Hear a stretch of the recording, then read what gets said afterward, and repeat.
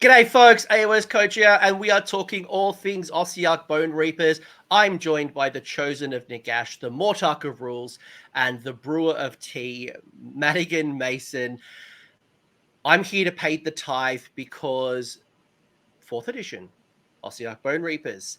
A lot has changed, and not change, but Ossiarch Bonereapers has been primarily dominated from a rules perspective around manipulating CP, and that has completely changed. So I want to get under the hood around what's good, how have things changed, what are we looking at? Is it the time for Nagash or Arcane the Black, or is it still Special K's time? How do we start thinking about these rules in 4th edition as it currently stands? You probably don't need an introduction. People know who you are, but say hello to the folks again, Madigan. Hi, guys. Always a pleasure having you on, and we eventually will get some type of ongoing video happening. We'll have a podcast or something, Madigan. Every video with you is always highly enjoyable. But how's it going? How's 4th edition been treating you? It's been going very well. I'm a big fan of 4th. The new ability structure, the timings, the reactivity. I've been getting a lot of games in. And Spearhead too, I've been having a lot of fun with. I've actually got a Spearhead tournament this weekend that I'm running. So that'll be fun. Yeah, no, it's I've really enjoyed it. I genuinely enjoyed 4th edition. I am missing some things. I've said it again and again and again, but this stuff will come out with battle tomes eventually. They'll add more layers to the onion at some particular point, but you've overall been enjoying it. Yeah, I've been having fun. Gotten a lot of games in. Playing with OBR, so. Yeah, that's and partially why one, you've done OBR videos with us in the past, and I know you're very dedicated to creating some constructs with a K, but I know you've also got the reps in with OBR, so I'm really curious to understand, like, who are they in 4th edition, and is it the time for Mortek Guard? Am I running 3 crawlers? Like, let's unpack the present. Don't work with me here. Madigan's already cringing at me. She's like, no, don't run 3 catapults just yet. Although I was looking at the catapults, like, ooh, 24 inches, ooh, anti-infantry. Like, I don't know, that's a little spicy meatball. I don't mind the crawler, but ooh, I'm points cost. Yeah, well, I did the same thing with Arcane the Black. I'm reading Arcane, go, ooh, triple caster, ooh, +1. Saw the points like 410. I'm like, oh. But as you know, points change as well. But anyway, we're getting into the weeds.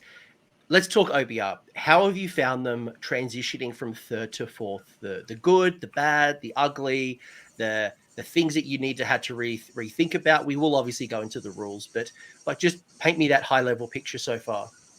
So I think the biggest transition in terms of gameplay, we've lost a lot of our durability and the independence of our units. In 3rd edition, with Catacross's +1 to save bubble, with the amount of healing and recursion you could get between Catacross, Archon, a Bone Shaper if you wanted one, we had good base saves, and all of our units did pretty solid damage, just sort of in these big AoE bubbles of, you could get +1 to hit and +1 to wound. They could give themselves +1 to rend. So every piece in your army could go out, be independent, as long as it stayed within, 24 inches of Catacross. And everything was super tanky. Chip damage didn't matter. And that's not really true anymore in 4th. Our new mechanic that replaces our commands, Relentless Discipline, those buffs are all emanated from a hero. So you're really incentivized to castle up around that hero. And it's only 12 inches. So that's a pretty small bubble. If you take Catacross, he emanates at 18 instead of 12. But so you're still going to want to be castling around that. And the majority of our healing is gone. Catacross and Archon can't heal, can't return. The Harvester only returns models, it can't heal them. So the Bone Shaper is our only real piece of healing left, and it heals on a 3-up, so it's not the most reliable. And then on top of that, our War Giants, our Stalkers and Mortek Guard, they went down a wound. So there's a lot less tankiness available to us, a lot less recursion, a lot less healing. So you really need to be much more careful with the units you have. Keep them around your heroes, keep them safe, don't take unnecessary risks with them. But conversely, I think we have a very strong castle. All of our Relentless Discipline abilities are quite potent. A lot of our heroes also have AoE buff effects. So you are rewarded for building up that strong castle with your army. So, and I'm going to get to the rules. We will get into the rules very, very shortly, because I do want to unpack a lot of that with you through this video. But how have you transitioned your mindset around? Because what I just heard, like for the last 2 minutes that you were speaking, I just heard nerf, nerf, nerf, nerf, nerf, right? You know, you lost your tankiness, you lost the CP manipulation, you can't be as aggressive, you know, you can't save stack. And some of that stuff is true across the board. A lot of armies can't save stack as well as they used to. But how have you changed your mindset, looked at Ossiarch Bonereapers differently in order to respond to the changes? So one thing to note, you can actually still save stack. We are one of the few armies that can. Catacross's command, it isn't an aura anymore, but it lets you pick 3 units to give +1 to save. So you can still target your most critical pieces to keep them defended. But the gameplay now feels, in general, you know, obviously there are a couple different builds you could do, but most builds are going to want to stay huddled up and sort of Death Star. Make sure you get all your buffs up, and we have the power to kill things. We have the power to tank. You just need to sort of pick and choose now, and make sure you're staying in those ranges. Another thing where the range has kind of gotten cut, empower netherite weapons. One of our main damage dealing spells. It makes you crit on 5s instead of 6s. In 3rd edition, this had 24-inch range, and with Archon it was 30, so you could cast it anywhere on the board. Now it's only 12 inches, but it's unlimited. So you sort of see that trade-off of you have to be in that castle now. You can't just project it anywhere on the board, but you can cast it on multiple units now. If you want to buff up 2 units of more guests with Empower netherite weapons, you can do that. So what I'm hearing is that there's a lot of playstyle changes, right? And you know, For sure. a lot of my experience against OBR, I don't play OBR, so I only talk about them as an opponent. You used to have, you know, a castle of some description, whether it was Arcan, whether it was Catacross, you know, there'd be a couple of minor heroes here and there, but there was as to your point, you know, your Mortek Guard, your Stalkers, your Morghasts could be quite independent, and you'd probably see that castle kind of move up the board or into a center position, and you'd have to have some independent flanking units that could usually trade up and do better than what you would throw at them. You know, they were quite durable. They would handle the flank. What I'm hearing is that I might need more heroes, or I might need to be a bit more reserved, or I might need to be not as aggressive in my placement across the board and spread them far and wide, but rather a mobile castle, as you said, that kind of compresses, stays within a bubble, moves out. Is that kind of what I'm hearing? Or Kind of, yeah. We've actually also got a new option for sort of that mobile unit. The new Warcry unit, the Tyrannic cohort, I think is a good tool in the current edition because it's pretty cheap, 140 points, and it has a deep strike. So you can have your big central castle with, Catacrows, your Morghasts, Death Riders, whatever you're putting in there to deal damage, to take points, all that. And then the Tyrannic cohort are really good for just sort of being, they're not chaff, they're 16 wounds on a 4-up save. They're actually pretty durable. But they're good for being just your little dudes who go out and score. Yeah, they are. They're a nice little unit. We will talk about them, and rest assured, we've got a couple of lists to go through, and they will feature on lists. So we'll go through some of Madigan's thinking. But before I get into the rules, I have one more burning question, and that's more to maybe take a step back into 4th edition overall. How have you found OBR interacting with 4th edition? Now, I open that as a blank canvas. That could be talking about the new CP and the mechanics of around underdog, or whether it's playing with auxiliaries or low drops. It could be like there's so many things that have happened in 4th edition. Is there anything in particular that's really stood out for you as like magical intervention? It's like an absolute game changer for me, or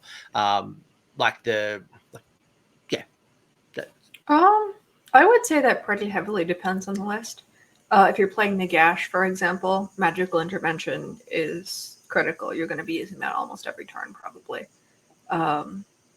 Soul Mason is also great with magical intervention. It's got a spell for strike first, so that can be super disruptive. But what about more at the 4th edition rules? Sorry, I didn't want to get tied into magical intervention. It was more just how have you found OBR interacting with the new version of the game? Yeah, I mean, I think we've got pieces that interact with different parts of it, and every list might not care about, every rule, but, different components are going to care about different things.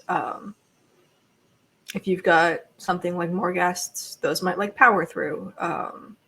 Your Soul Mason fight first, in addition to intervention, might like countercharge, We've also got some, of things like control score manipulation. Catacross does that. Or his new ability denies a command on a 5-up, kind of like 3.0 Command Core. So obviously with the new command system being very impactful, that's a strong ability. What about the objectives? Maybe that's my last one, and then I'll go into the rules. But Yeah, have you found the smaller sizes have made it harder, easier? I would say in general, it's good for OBR. A lot of times we are a elite low model count army, but because of that, we're generally not trying to cram as many models onto the point as possible. So being able to sort of take control of that point with only a couple models is nice. Same with like if you stand something in the middle, it's very hard for someone to come onto that point without engaging you. With larger objectives, a lot of the times, if you had a unit of 3 Mortek Guard or something, they can't screen out that whole objective. So a random 10-man, unit of like Ungor or something could just sort of walk on the point and take it from you. Versus now, they can't step on that point without fighting you. So I think that's something that's very strong for us. Yeah, it works really well, whether it's, your Mortek Guard controlling an objective, whether it's going to be, to your point, the units of 3, a Mortek Guard, or even 2 of your Morghasts. Hell, Catacross, you can't take over that objective without being in the combat threat range of Catacross. So works well for you. He's a much better independent operator now, too, because he no longer needs to be next to a hero to fight hard. So he can sit on a point and hold it pretty well. So let's talk a little bit about Relentless Discipline, which is your primary battle trait for 4th edition. Now, it has fundamentally changed. So you might remember there was a whole bunch of mechanics around. In 3rd edition, there was a bunch of things like you got extra CP depending on how many units you had in your army. And, you know, there were certain levels. And then from there, you had all these extra commands you could issue out and all these super overcomplicated stuff that for some people they really enjoyed. For some people it was an added level of complexity that was just bookkeeping that they didn't quite enjoy.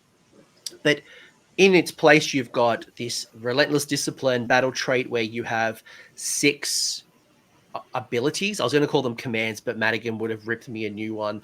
They're not commands, they're abilities.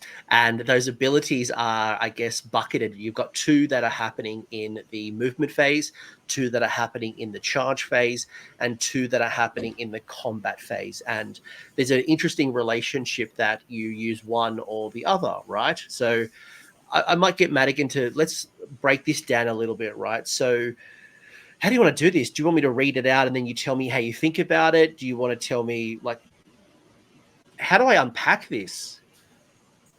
Sure. Read them out. All right. Tell the class. I just told Madigan I've got a sore, scratchy throat. I woke up sick. Thanks for that. All right, so you're going to kill me here. Let's look at the first movement one, Unstoppable Advanced. So if there's no friendly units that have a Relentless Discipline, that's relatively consistent across the board, right? Okay, so rinse and repeat almost. Don't rules lawyer me. So if there's no friendly units that have used Relentless Discipline ability in this phase, pick a friendly Ossiarch Bonereapers hero to use this ability. All friendly Ossiarch Bonereaper units wholly within 12 of that hero are the target. You add +2 to the movement characteristic for the turn. Seems good, but then you've got the duopoly, which is the reform ranks, which is also happening in the movement phase, which will allow units to use their charge abilities even if they retreated. Talk to me. So, Unstoppable Advance is extra move. This is the one I would say you'll be using most of the time. One thing to note, unlike 3rd, it also applies to runs and retreats. So even though it's only 2 inches instead of 3, you can get a lot more mobility for other types of movement too. Another thing to note here, this one is a pulse. All the others are auras. To an extent, that means you can sort of work around that to decide which units are getting the extra movement. If you want to move your hero to get it in range of another unit, then pop the ability, then move your other unit, or pop it first and then move everything. You can move your hero first to that.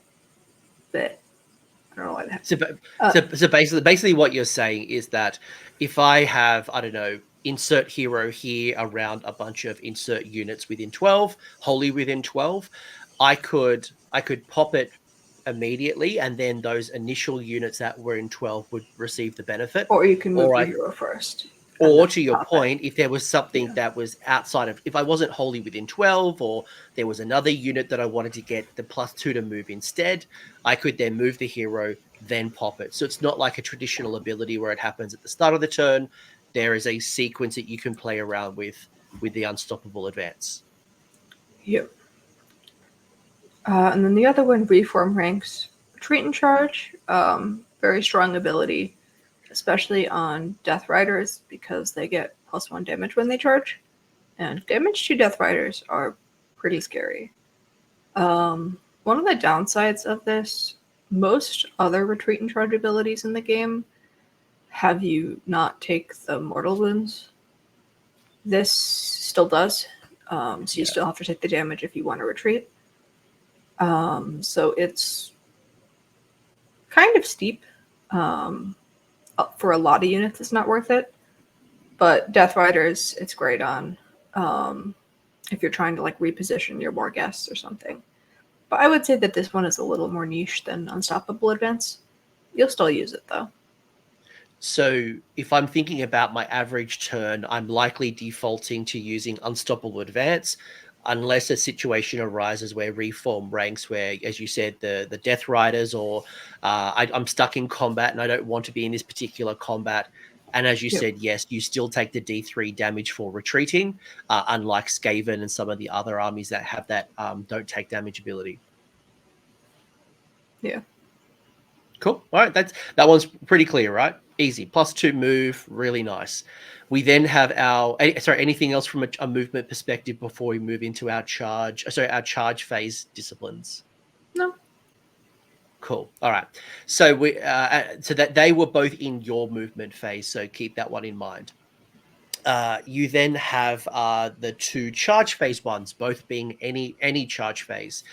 Same declare status by the looks of it. So if no friendly units have received a relentless discipline in this phase, so I could still use unstoppable advance, and then I'm still eligible of using coordinate charge or counterstrike. But if I use counterstrike, I can't use coordinate charge in that phase.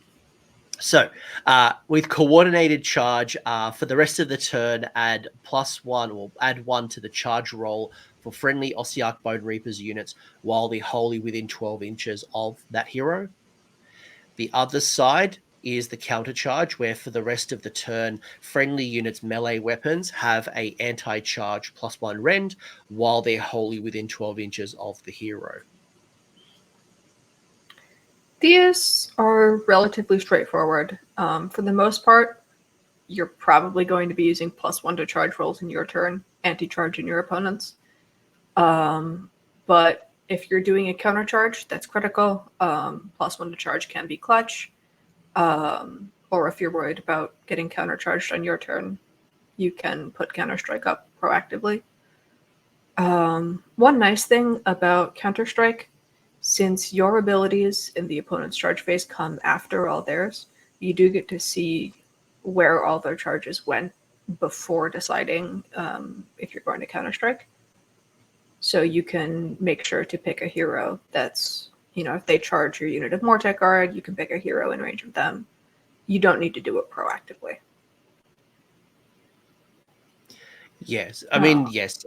I think they are quite obvious as well. So counterstrike is good for your enemy's turn. To your point, though, if someone's going to countercharge you, then that might be beneficial, especially when you think about what the Honored Guard. If you potentially get +1 to, you might you have to stack that for another +1 to charge. So +1 rend against whether it's infantry or some type of characteristic. Mortek Guard have anti-charge. Mortek Guard have anti-charge base, so it's a real non-but with them because they've already got it, so it doesn't do anything. But it does mean that you'll be able to know that they'll accept the charge, and maybe another unit can absorb the charge, right? So you can have 2 versions of it. Yeah. Anything else? I mean, I think they're quite clear, right? Charge in my charge phase, unless I'm thinking about counter charge, and then on the flip side, counter strike is in the enemy turn, unless someone's going to counter charge me. So I guess that's the deciding factor. Yep. Nothing else? Cool. Straightforward. Madigan's just like, yep, super clear. The last one, which I think might be the one that will have a little few more decision points, would be bludgeon and then impenetrable ranks. So same deal. So if no friendly units have used relentless discipline in this phase, pick a friendly Ossiarch Bonereaper hero for this ability. Then with bludgeon, for the rest of the turn, add 1 to the wound roll for combat attacks made by friendly Ossiarch Bonereaper units while they're wholly within 12 inches of the hero. Impenetrable ranks is for the rest of the turn. Friendly Ossiarch Bonereaper units have a ward of 5+ while they're wholly within 12 inches of that hero. So these are a lot less my turn, your turn, and instead it's just we have a defensive one and an offensive one. +1 to wound, very strong ability, obviously. There's not a whole lot in the game that gives +1 to wound, especially so unconditionally. Death Riders, nice to have it on them, especially if they charged. If you're doing Stalkers, if you're doing Mortek bricks. Morghasts don't need it because they already wound on 2s. But pretty much anything else in our army benefits from this. And since, in general, most of our attacks are low quantity, but pretty high quality, good run, good damage, anything that helps them get through is a good buff. Impenetrable ranks, 5 upward, makes them a lot tankier. Especially, if you've got a couple of combats going on, having that 5 upward protect all of your units while you're just free to wail on them. Very nice. Whether, you got charged and they engaged you and you're trying to survive so that you can hit back, or if you charged them with multiple units and, you activate once, but your other unit needs to take a hit. Very solid there.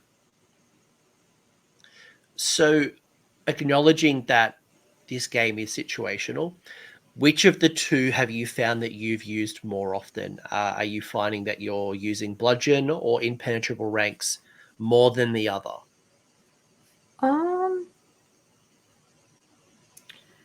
I would say pretty... Probably more impenetrable ranks.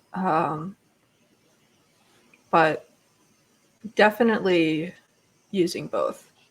One of the lists I've been playing a lot has Nagash and a Brick of Morghasts. And that sort of runs into an awkward situation where the Morghasts don't benefit from bludgeon because they already wound on 2s. But Nagash doesn't benefit from impenetrable ranks because he already has a 5 upward. But the Morghasts are in combat more often, so usually I'll just give them the 5 upward.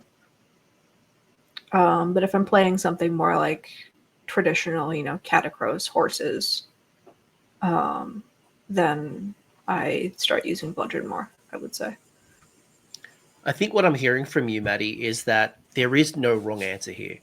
I think if we look at all 6, and I think this is partially where, some people were like, "Oh, just tell me the answer of and I've tried to fish it out of you. What is the answer? If I'm in the combat phase, what is the one that I go to? And the reality is that there isn't one. You've got 2. Do I need a more offensive outcome or a defensive outcome? Am I worried about failing the charge, or am I more worried about receiving a charge? Am I more worried about boosting my movement, or am I more interested in getting out of a combat and repositioning? Or, yes, you bring your murder ponies in, or if I don't have a murder pony army, maybe reform ranks isn't as relevant to me. But what I'm hearing is that all 6 of these are strong. It's just which one you need at the right time, and just take that moment to think, do I need X or Y? For sure. And I think that's one of the things about our playstyle that's stayed the same in the edition change, is we are a very toolbox army. We've got the tools to deal with pretty much anything, but you sort of have to pick between them. And work out what you need in any given situation. Last edition we did that with commands. Here we do it with the relentless discipline. But that sort of picking out of your toolbox has shown through in both. Yeah, I think of the 6, if I had to pick one, I'd probably say reform ranks is probably the weakest overall. But in saying that, there are some builds, to your point, that would anything actually really with Death Riders loves reform ranks. And that's what I was going to say. Even maybe Morghasts, if you were writing some Morghast, and that would also probably benefit from reform ranks. But otherwise, all 6 of them are good. It's just how you use them. And though, it's just a movement tool. For Death Riders, that's basically doubling their damage. Yes, yeah. I'm talking more just universally, and then when you go into the list building, I guess it's do you always take Death Riders? And some people say yes, some people say no. We'll obviously go and share some examples, but my point is that all of them are good. None of them are overpowered, but they're all good. It's just which one you use at the right time. Yep. All right. Nothing else? Keep moving on. Cool. Thank you, boss. Next up, we have our 4 battle formations. So we've lost our Null Myriad. Our thoughts and prayers are for ignoring our spells. I'm not sorry at all. But in its place, you have 4 options. You have the Mortison Council, which is going to give you +1 to your casting for friendly Ossiarch Bonereaper infantry heroes. Wizards. Gotta watch out what I say when on this video. I'll get picked up every error. You've got your Mortek Ballista RI, whatever. That is basically +1 to hit in your shooting attacks. Interesting. You've got your Cavalos Lance, which is going to help your cavalry units, mostly Death Riders and It's Death Hero? Riders, the Liege Cavalos, and Xantos. That's it. Yeah. Cavalries are the Death Riders and Heroes. They each target can move 6 inches, but can't end their move in combat. It is a once per battle ability. So happening in it's interesting. Getting a low drop, go out there and smash them early. And then you got the Phalanx, which is pick a friendly Mortek Guard unit that's been destroyed on a 5-up. Set up a replacement unit with half the number on the of models on the table on the battlefield, more than 9 from the enemy units. How do you rank them? What are your favorites? And yes, it depends on the build. Yes, depends on what I like. But like, help me understand which ones that you prefer and why. So, on the whole, I would say that our battle formations are not the most impactful compared to a lot of other armies' formations that are sort of built around. I think ours, because they all only really benefit like one unit type, a lot of times it's more build your list and then pick the one battle formation that you get any benefit out of. I think Mortison Council is generally going to be the default pick because most lists are running infantry wizards. All of our Mortisons and Vok are all infantry. Generally, most of them are taking 1, and +1 to cast is a good bonus. It's a generic enough bonus where if you don't specifically need one of the others, it's just a good solid option. Mortek Ballistari, it's fine. The problem is you don't really want to be running multiple crawlers because of how expensive they are. But I mean, if you bring 1 crawler and you don't want Mortison Council, maybe you took like Archon and no foot wizards. Even +1 to hit on your 1 crawler, saving the command point for all out attack, that's not awful. It's not bad. It's not bad. Just because it says 3 doesn't mean you have to take 3. You don't have to take 3. And I think taking 3 is a trap. You don't want 3. You don't even want 2. But if you have your 1 crawler, sure. It's fine. The Cavalos Lance, I don't like this one very much. Cavaloy are already fast. They don't really need a pregame move.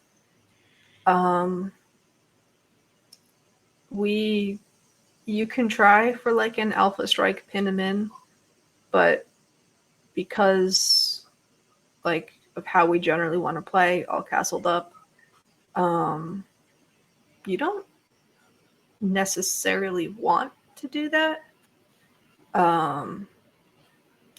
But if you want to bring like a hero and then 2 blocks of 10 Death Riders and go for that, like I would say that this is the most build around of the sub-factions. You never really want to just take this because it's not very good. It's just a generic buff. And then the Mortek Phalanx. I mean, recursion's good. It's on a 5-up, so it's not super reliable. But if you have a bunch of Mortek Guard, it is just extra Mortek, value. Because it's one of the roll ones and not a command point one, it's awkward because you can't score like battle tactics with it. reliably. But it's there. I think that if you're bringing Mortek, it's the best one. But a lot of lists won't because they're kind of mediocre. I feel like if you're bringing Mortek and you're taking the phalanx, you need to take multiple units. Like you don't just For sure. you know, Yeah. given that it's a 5-up, like unless you've got cooked dice, you're really, at minimum you're looking at 3 units of Mortek Guard. Just to statistically, 1 in every 3 or a 5-up would get you a unit back. Notably, if you fail the roll, you can keep trying on the same unit. So even if you've only got like 2 units of 10 as screens, like I don't think it's awful. My point though was, is it worth it? Is bringing back 10? And look, maybe if it's a reinforced unit of 20, bringing it back to 10, maybe that kind of works out. I think that it doesn't necessarily seem the most impactful, but most of our formations aren't. Like if you look at what you're comparing it to, especially if you're not qualifying for some of the others, like if you didn't bring an infantry wizard, if you didn't bring a crawler, I think a lot of times you might just fall into it by default. I think that's kind of also where the council comment came from, right? Is that your default probably starts with the Mortison Council. And that was kind of where I was going towards, was that it sounds good in theory, but if I'm going to reap the benefit, right? A reinforced unit of Mortek Guard, it's a 20 block, that needs to die in order to get the 10 back on a 5-up. And I could be trying multiple turns to get it back. Or I just get a passive benefit of +1 to casting rolls for infantry units, that's infantry wizards from turn 1. So would I prefer something guaranteed money in the bank from the start of the battle? Or would I want something that I might be able to tap into from, I don't know, let's say turn 2 at minimum, at best, sorry. Like, and even then, if you're losing a Mortek Guard unit on turn 1, battles maybe not going the greatest. And if it's only if it's not even reinforced, a unit of 10 turns a unit of 5, is the unit of 5 worth it? No, you really want the unit of 20 to come back as units of 10, but to chew through a unit of 20 is probably turn 3, unless obviously situations arise, and then you're banking on the 5-up. So for me, council, unless... I think if you're taking infantry wizards, even just one of them, council's generally going to be the default. But I've seen, a lot of lists that aren't, whether it's because they're taking Archon or they're taking like Catacross and a Cav hero. They don't necessarily have anything to benefit from it. So really, I think it is generally just which one do you get value from. Yeah, if you're going to take a crawler, clearly the Ballistari, how'd you say it? Ballistari, I think. Ballistari, cool, whatever. That if you think you're taking one, that kind of pays for itself, knowing how limited CP are. The Lance, if you're going to take Lance, you don't take a unit of 5. You really want to be, even then, a unit of 5. Like if you're not taking the infantry wizards, you're not really building around Mortek Guard, maybe even 5 getting some extra 6-inch movement might be worth it for you. But I like your idea of having a double reinforced and a Liege Cavalos or something like that. That would be quite an aggressive play style, which may or may not work for some people.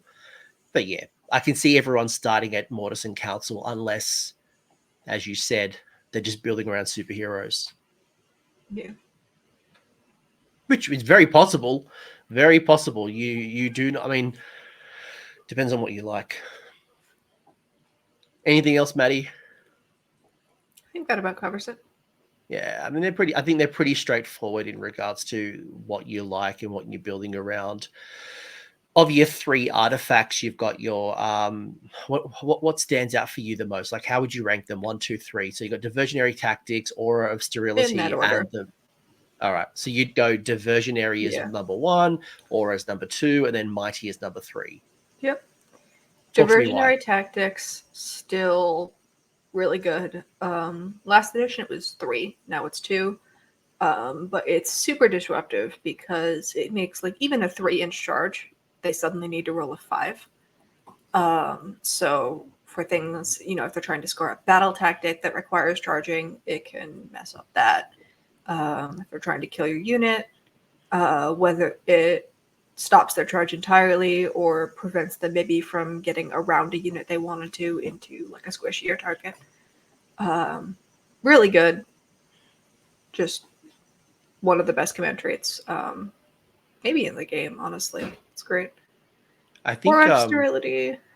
if I can just say one thing about diversionary, and I say this as someone who has failed many counter charges, even when on a 5.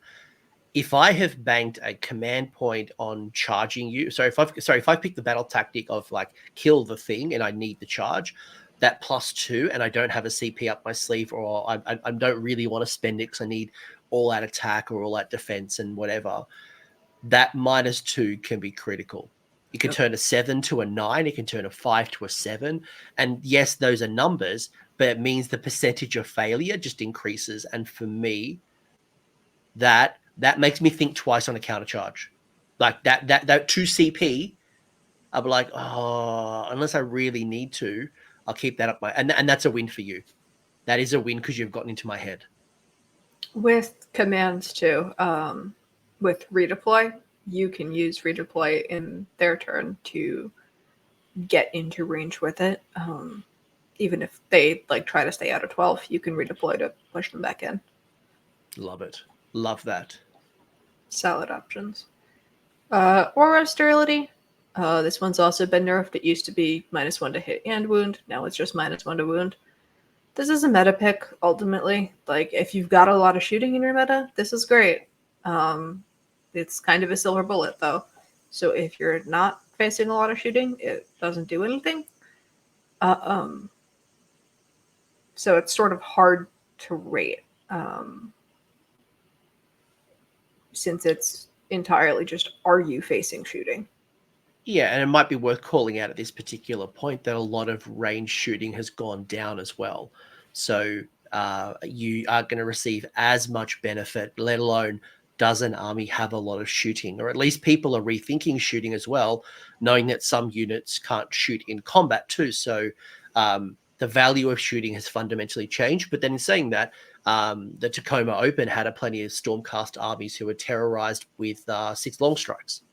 Yep. So even though their range got shorter, they were terrorizing people with a reinforced unit.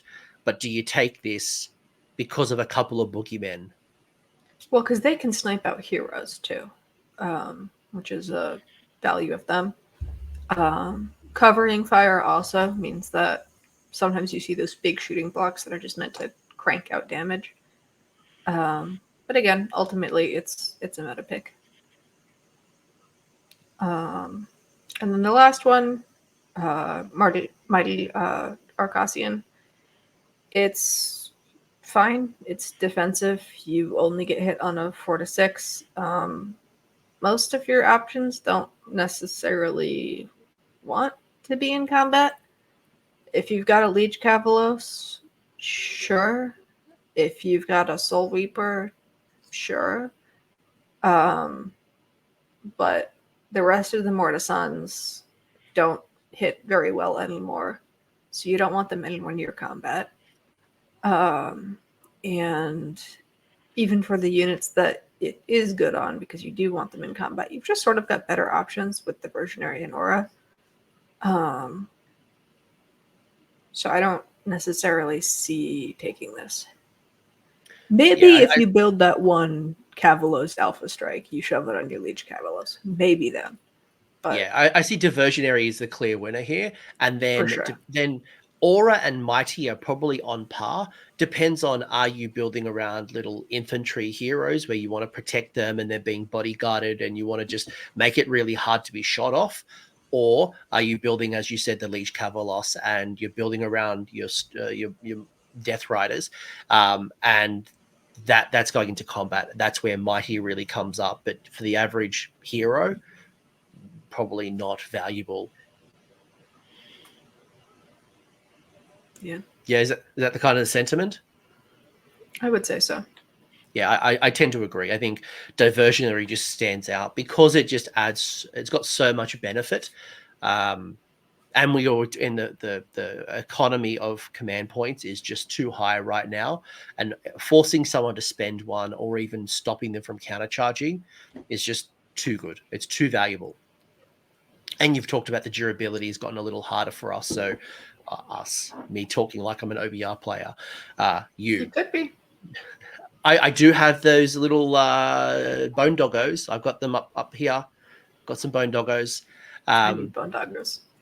And I do have Morghast. I have Morghast Harbingers, but they're from my old Legions of Nagash before it became Soul Black Gravelords. Because he used a 3d6 charge from Deep Strike using Legion of Night, and I loved them so much. And then they got pulled into OBR, and they have not seen play since. They've got their 3d6 charge back. Yeah, but I could deep strike with them for. Yeah, but I could do that in Legion of Night, where I could deep strike them outside of 9, 3d6 charge, because they couldn't receive commands back then. They required a hero to issue. So anyway, we're going into some second edition lore here. We're now in 4th edition. We're 2 editions ahead now.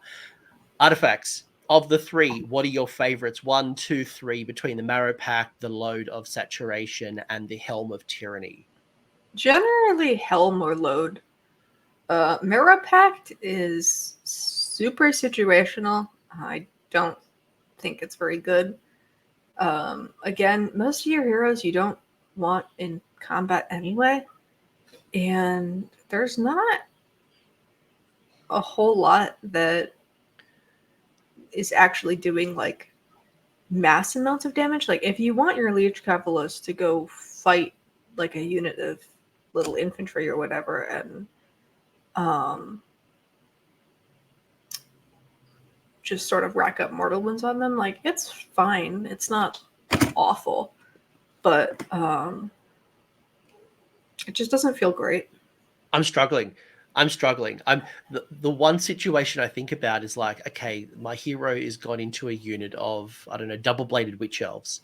And they've got like 3 attacks each, right? They've got lots of volume, so I'm soaking up those 1 and 2s, right? They're gonna have so many.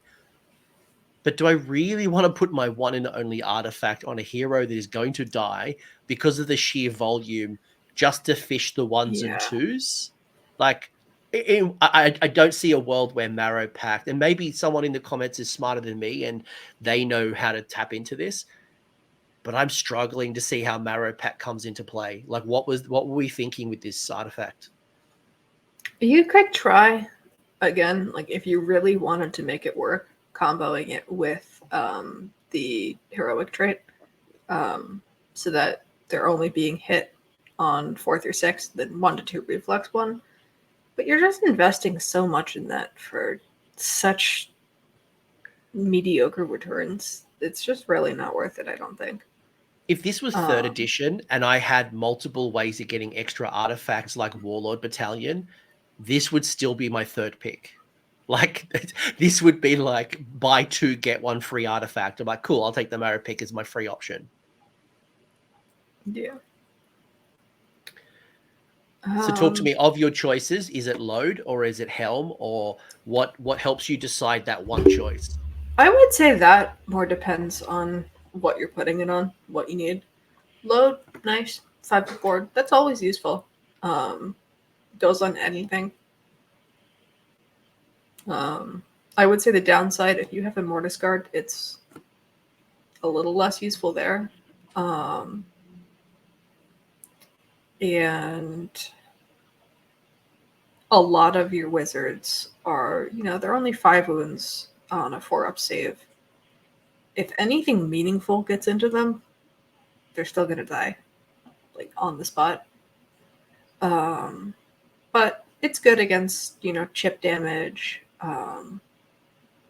if they miscast, if they take a spell to the face, anything like that. It's nice for them to have that extra protection. Helm, minus to control score. 12 inches is relatively far.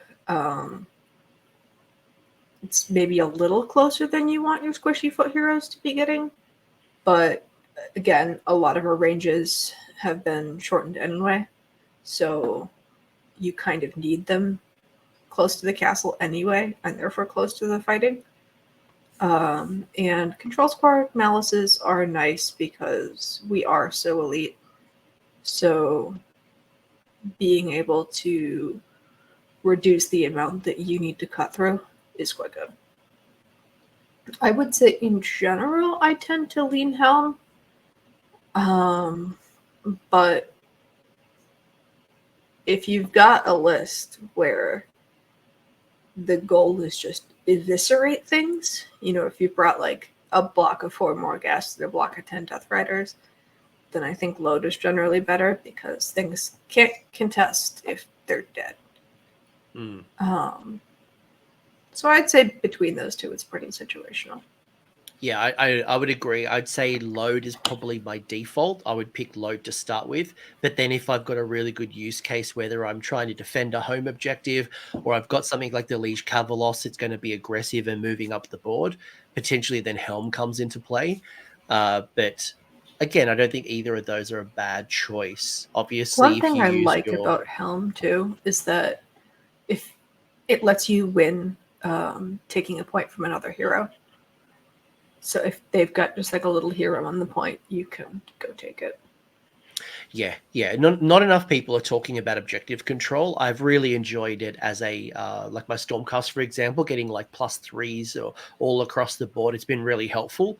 -2, especially like when you're trying to take it off a monster, which have an objective control of 5, or as you've said, a lot of your army is quite elite.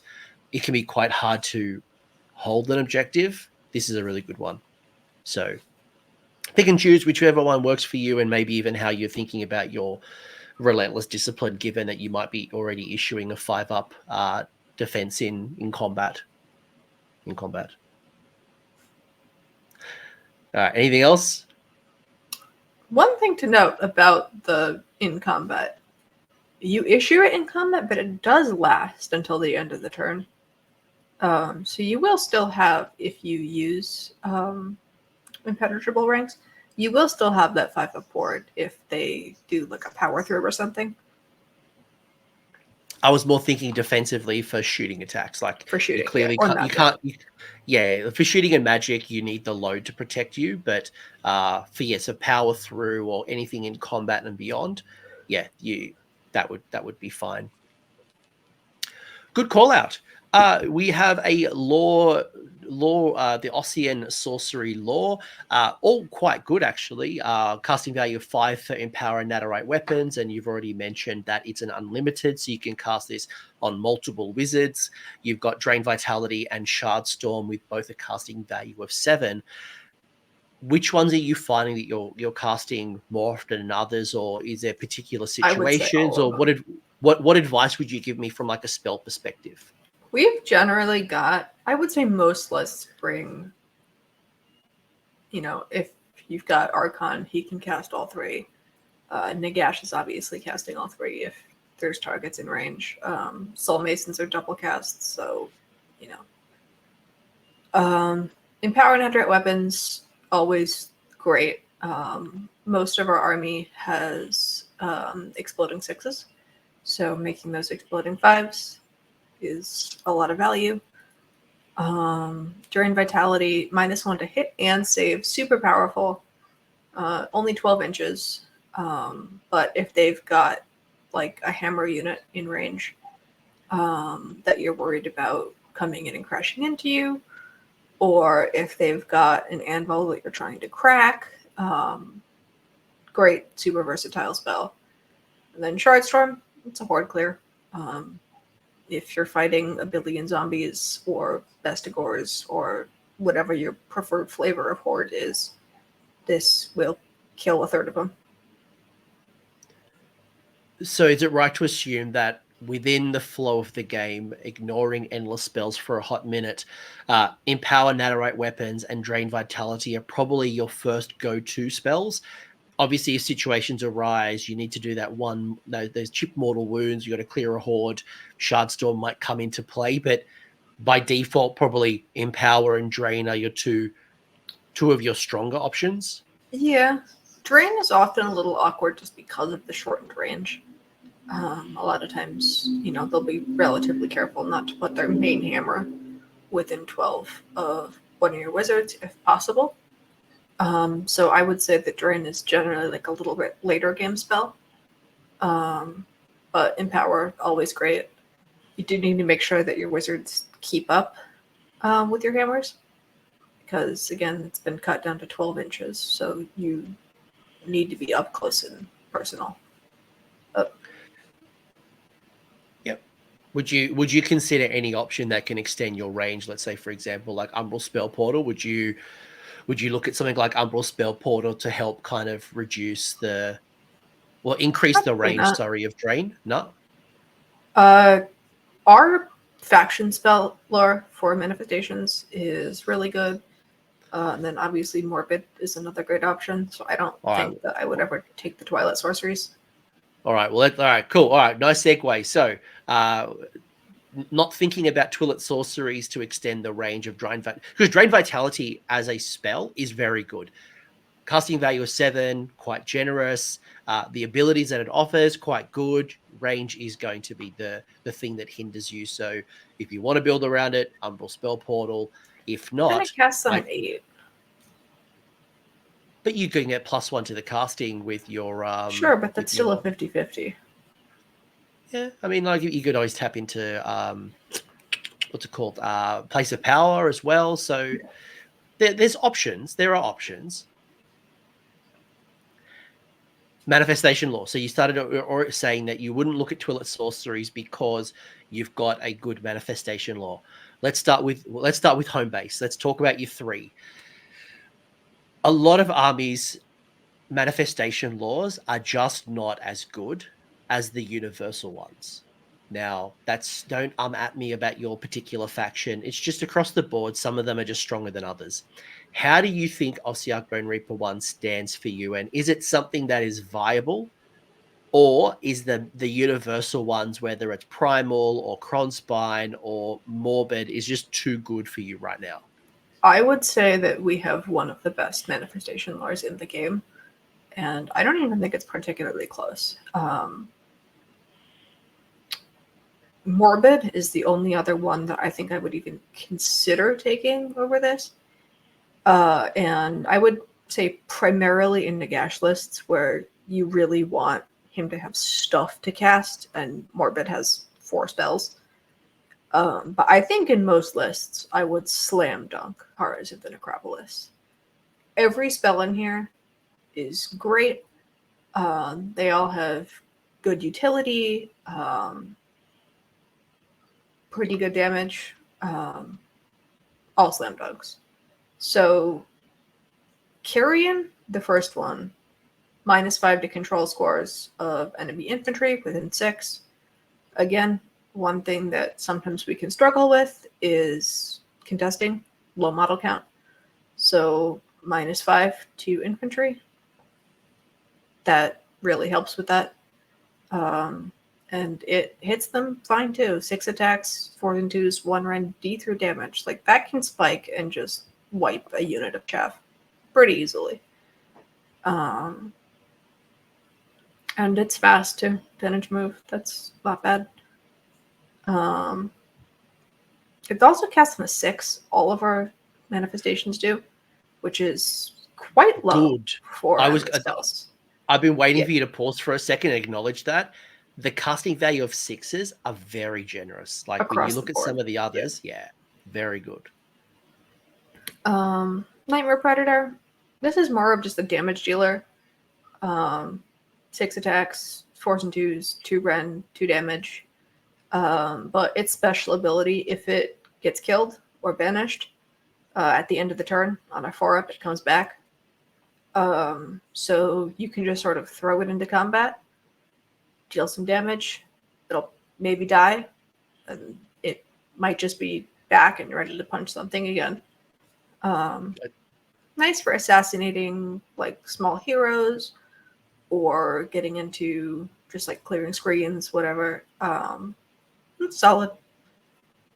Rend 2. It's got Rend 2, which is Very nice. Like when you look at that, like 6 attacks, 4s. Okay, so let's say 50% of those fail. So you get 3 attacks through, wounding on 2s. Most likely get those 3 through, maybe 2 if you're unlucky. Ren 2, damage 2. That's a good. And then it comes back on a 4 up if it dies. That's good. That's good.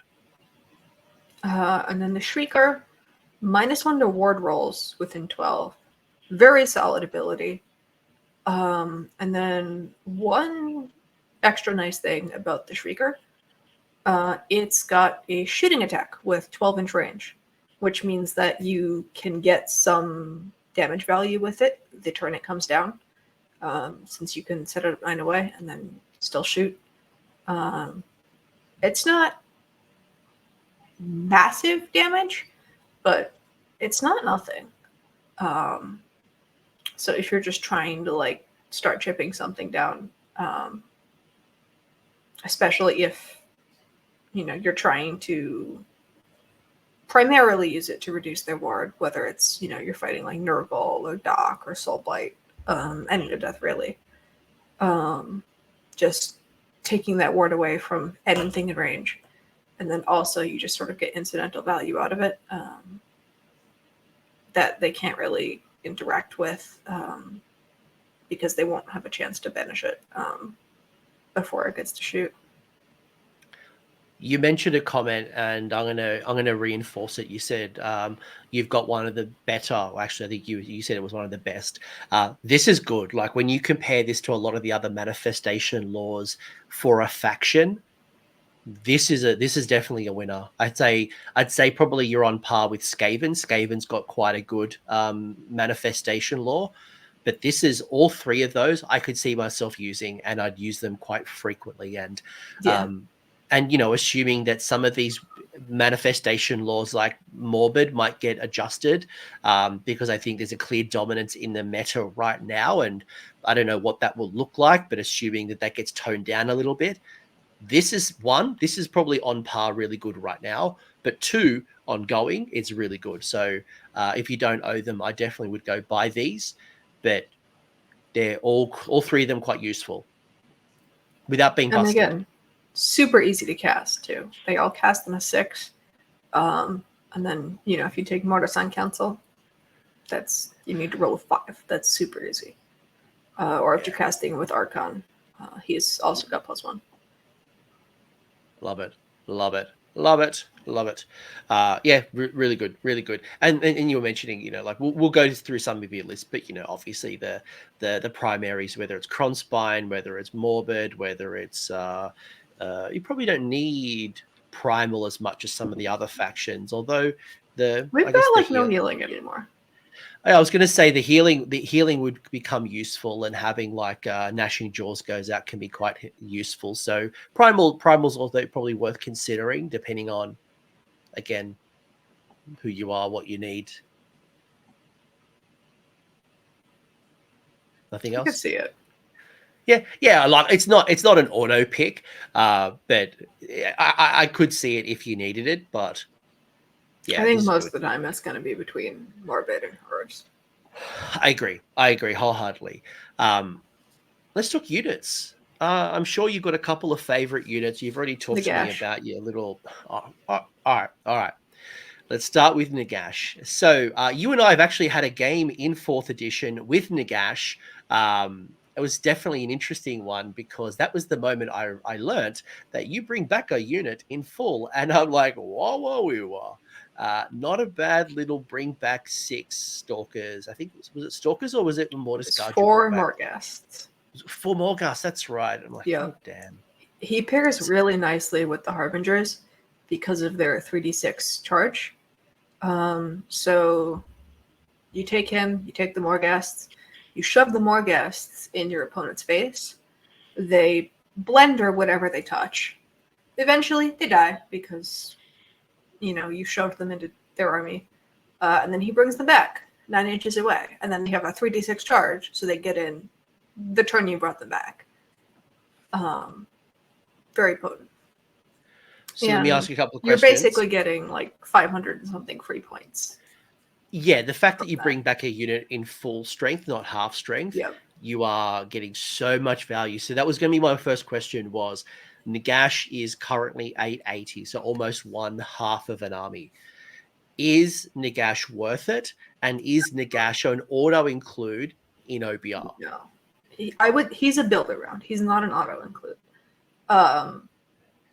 If you want to take him, you're probably taking either 4 Harbingers or a reinforced block of Death Riders, and going from there. But he's definitely a build around. If you take him, it warps your whole list around him, and you're less playing traditional OBR and you're more playing Nagash. But I would say we're one of the better armies for him. Great spells, and I think that for more guests is one of his best targets to return. Yeah, agreed. Now that you can't double reinforce units,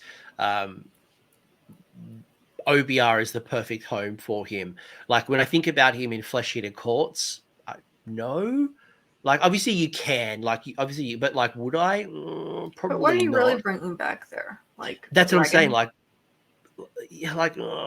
do I bring back 3 or 6 Mortek Knights, or do I bring back Soulblight Gravelords? Maybe reinforce unit of Blood Knights or something, or 20 zombies, or 40 zombies, or whatever. With a lot of things in Soulblight, you're also sort of redundant because you've already got your Soulblight battle trait to do it. Yeah, my point is that he's bad in other OBR, armies, but I think that he really shines here. Agreed. I wholeheartedly agree. You absolutely can run Nagash in any of the death armies, but I think in OBR, definitely feels like he has a much better home than the others.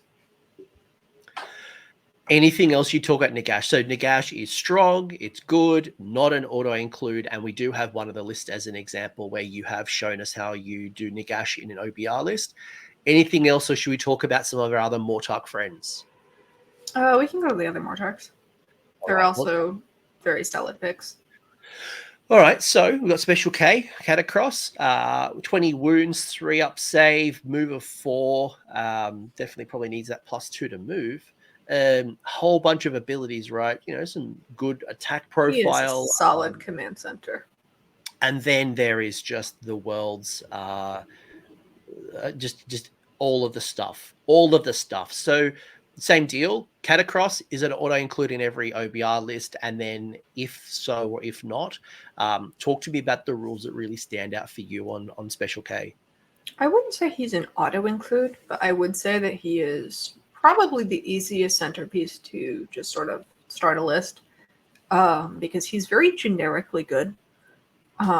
He hits hard all the time, so he can sort of just stand on a point and prevent anything else from taking it, because he doesn't go down very quickly at all. 20 health, 3 up save, and then he can get a 5 aboard and +2 to save with his own ability and all defense. So he's super tanky, super hitty, and then he just buffs everything around him within 18. +2 to control score, so he can help with your points taking.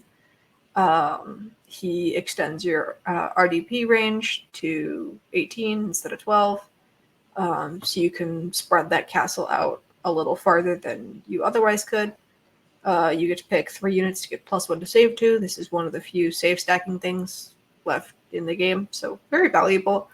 If you put that on, him, Morghast Archai, Immortus Guard, all those have a 3-up base save, so super value on them. But even our 4-up save stuff, having that +1 really helps their survivability. And then the Spy Master is now just 5-up, deny a command. That's really going to make your opponent think twice about trying to countercharge. The chance of just 5-up, lose 2 command points is pretty brutal. Even just the fact that it's happening once per turn as a reaction, it's not once per phase, it's once per turn, but the fact that you could save that psychologically for the countercharge, you're right. Yep. Do I want to spend 2 CP for it not to happen? Yes, it's a 1 in 3 that's actually going to happen, but the risk is like it gets into people's head. You're like, I just won't rely on it. And it, very unlikely will happen in the critical moment. But when it does happen, whether it's at stopping of a, actually, instead of talking about all the situations where it could happen throughout the game, are there particular times that you would think about using this? Like, is it countercharge? Is it something like an army that relies on magic and you want to, stop magical intervention? Or are there particular, is it a combat thing where all attack, all out defense? What comes to mind in that once per turn choice?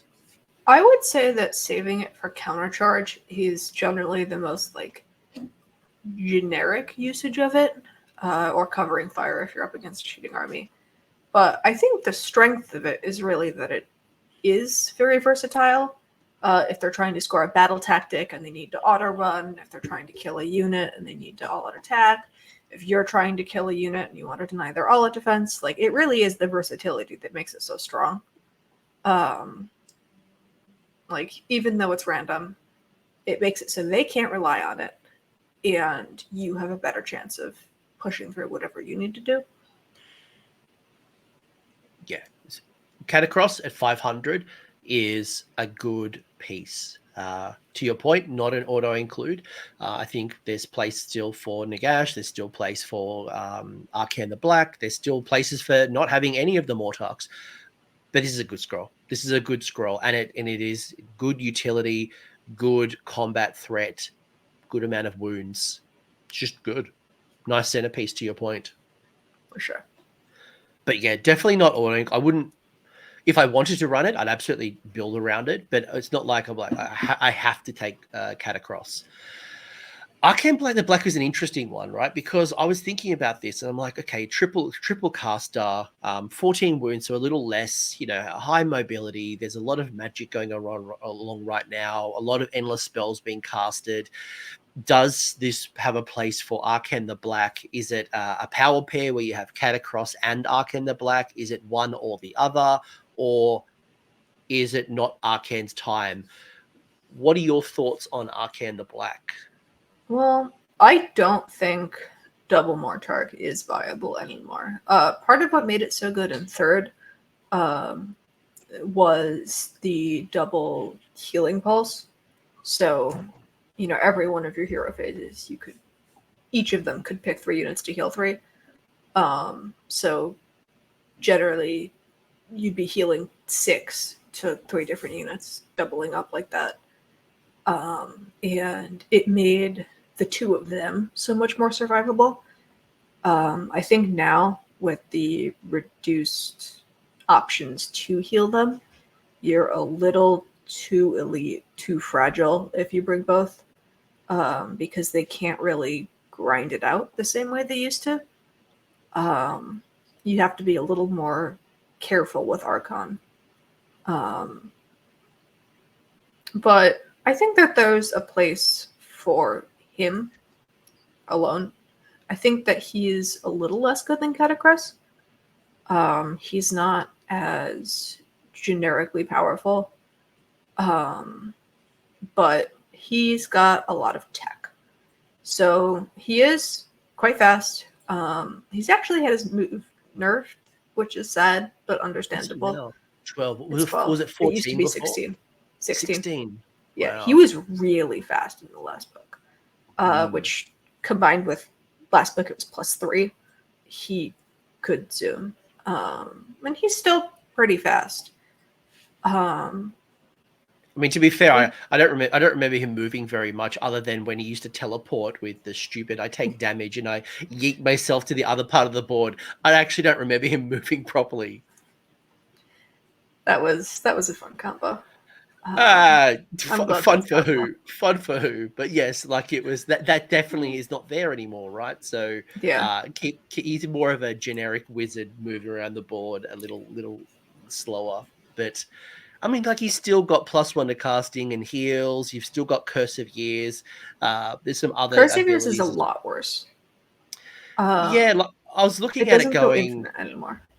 Well, it goes to 2 up and then it stops. Yeah, whereas last edition, if you got to the 2s, you kept rolling 2-ups, which, you know, it was unlikely, but if it did get there, often it could spike and kill a foot hero or do a bunch of damage to a unit.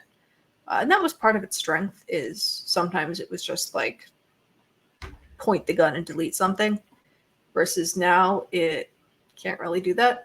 The average damage is, I think, about halved. It was about 3 before. Now it's about 1.5. We've got other good spells to cast, especially since manifestations are free now. So I think you'll be casting Perseveres a lot less. He's also lost his range extension, which is sad. I think if he still had that, he would probably be an auto-include because of how short our spell ranges have gotten cut to. I was going to say that'd be a perfect candidate for Drain Vitality, making that an 18-inch. That'd be perfect, but no. But instead, you mentioned before, you know, good riddance to Null Myriad. Well, it's back. It's here. It's just on Archon Scroll. So anytime an OBR unit wholly within 18 gets picked as the target of a spell only, so this doesn't work on AoE spells. None of the 4th edition spell ignores do. But you just get to 4-up ignore it. Notably, you can do this before trying to unbind it, too. So if you want to save your unbinds, you can see if Mortach of Sacrament just denies it anyway. So strong ability, especially if you've got a lot of casting in the meta. It doesn't work on manifestations either, because you're not targeting your unit with the spell, which I think is a lot of the casting power right now. Yes. So I think that hurts a little bit, but maybe if manifestations get the nerf we're all expecting, I think that this could be a little better. And then Doom of Traders, it's just a little more damage. His damage is fine. He can go hunt down like a foot hero or like a chaff unit. He counts as 5 on a point and he's fast, so he's pretty good at like taking a flank objective. But you do have to be a little bit more careful with him than before. I think when I look at Arcane the Black, it's fine.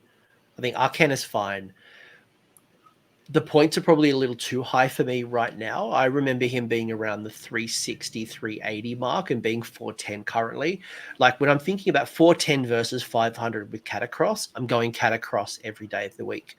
When I think about having Catacross and Arcane the Black, currently 910 versus Nagash's 880, and you've already talked about the bringing back a unit. I would never take both this edition. But that's what I'm saying. Like when you look at like 910 versus 880, and then you get back a unit at full strength, it's hard to argue why you would take the double Mortarch over Nagash. But I think there's a place where you can definitely take one of them, whether it's Arcane or Catacross. And I think in most cases, I'm going to go Catacross because it just offers more value overall. But I'm sure there's some smart cookie out there who's building around Arcane, and I think it's still playable. It just, for me, is hard to go with. I think there's a strong place for both. I think Catacross is, on the whole, a little better. He's much more generically useful, I think. Just a powerhouse. Archon's a little techier, but I think he is quite good.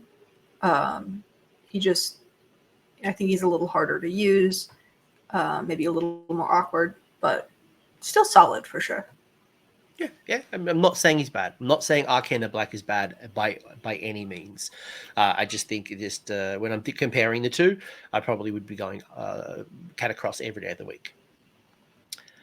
What other units do you want to talk about? One what are some other of your thing favorite? to note about our Mortarchs. Please. Yeah, with their regiments, they can take any OBR unit in them. And one thing our army can kind of struggle with is the regiment options. All of our Mortisons can only take infantry and like up to one harvester. So if you're trying to fit in Death Riders, If you're trying to fit in a crawler, generally you sort of need either a Mortach or Nagash, or the Cav heroes can also take them. But I think that generally a Mortach is where you're going to be for those. Unless you take Mortarian, the Volk master of the yeah. bone. Yeah, because he can take any Bone Reapers. Yeah, I'm just having a look at your pitch battle profile, and yeah, it's yeah, I was just thinking, like, if I took a crawler, I've got to go a Mortach. It's a little tough, yeah. Xantos also can do it as well. So your named heroes. heroes. The Cav heroes. Yeah. So your Xantos, Volk Mortarian, or your Mortachs let you get around some of the regiment or stuff. Or the Liege Cavaliers. Yes, true. Yes, absolutely true. Yes. But yes, your Mortison, your Bone Shaper, your Ossifector, your Soul Mason, and your Soul Reaper are really restricted to infantry and 0 to 1 harvesters. Yeah, and with Death Riders being so good, and crawlers, I think 1 is respectable. Having a hero that can take them, I think, is pretty important, because you really don't want auxiliary. No, gosh no. But in saying that, if I'm taking Death Riders and building around them, I'm probably going to take Xantos and or the Liege Cavalry. I'm going to take a cavalry hero anyway, so it kind of powers up a little. I don't know that you necessarily need them. Yeah, I naturally would go with a mobile hero to support that type of unit. I would have gone a Liege Cavalos with Death Riders, but I'm not the experienced one. Archon, for example, is also super mobile. And, if you're taking like a block of 10, he can keep up to cast like Empower Netherite Weapons,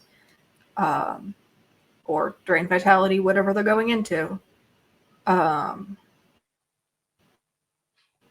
is, fine, but his +1 attack ability is once per game. So I think it sort of depends on what you're going for too. Like if you're trying to do a big alpha, pin them in, deal a bunch of damage, Xantos could be good for that. But if you're trying for something a little more grindy, skirmishy, retreat and charge, I'd probably rather have Archon. Yeah, okay, fair. Good argument for Archon the Black. Because you're right, those wizards keeping up will be hard if you're building around Death Riders. But what other units do you want to highlight at this particular? I only just brought this up because it's not next, but what are some of your other favorite units? We've talked about the. We've talked about the crawler a lot. You could bring that up. Yeah, I thought you were going to talk to me about your little undead doggies. Oh, I like them too. That's why I thought that was the. I thought that was going to be the first one. Let's talk about them while they're there. They're right on the screen. They're here. They're there. Let's talk about your doggos and your. I don't know if there's anything else in the unit. It's just doggos, and I'm all. It's doggos, a centaur, 2 Mortek, and 3 harpies. There's okay, cool. Two harpies, 3 doggos. Things I don't care about. It's just the undead good boys. Tell me more about my undead good boys and why do you like them so much? So, one thing that OBR can traditionally struggle with is sort of that projecting outside of the castle. We're relatively slowish for the most part. And, we want to generally be castled up to get all our buffs. These guys do the opposite. They're independent operators. They have a deep strike. Anywhere on the battlefield more than 9 away. So they're very good at just sort of dropping in and either getting battle tactics, getting a back objective. You can chain, if you drop them, take their land, and then the next turn you can do either take the flanks or the death one, inevitable demise, I think. Inevitable demise? I think so. The one where you have 2 units in your opponent's territory, more than 9 away. So, yeah, they can just sort of do their own thing. They're relatively tanky for their points cost, 140 points, and they're 16 wounds on a 4-up save, because each of them are 2 wounds. There's 8 of them in a unit, yeah. Yeah. And So they'll win most like chaff flank battles. If they want to kill them, they're going to need to commit like a real unit to it. Their damage is also fine. Again, if they get into a skirmish with something else in that same role, tree revs or feldbats or whatever, they're going to win it. So if you can drop them in the corner for battle tactics. A lot of the maps have like sort of the tug of war where the opponent's home is worth more, so they can be good on that, both if they're trying to drop back, charge in, kill whatever lesser unit they left on the point, or force them to commit a little bit heavier defense so that you can't do that.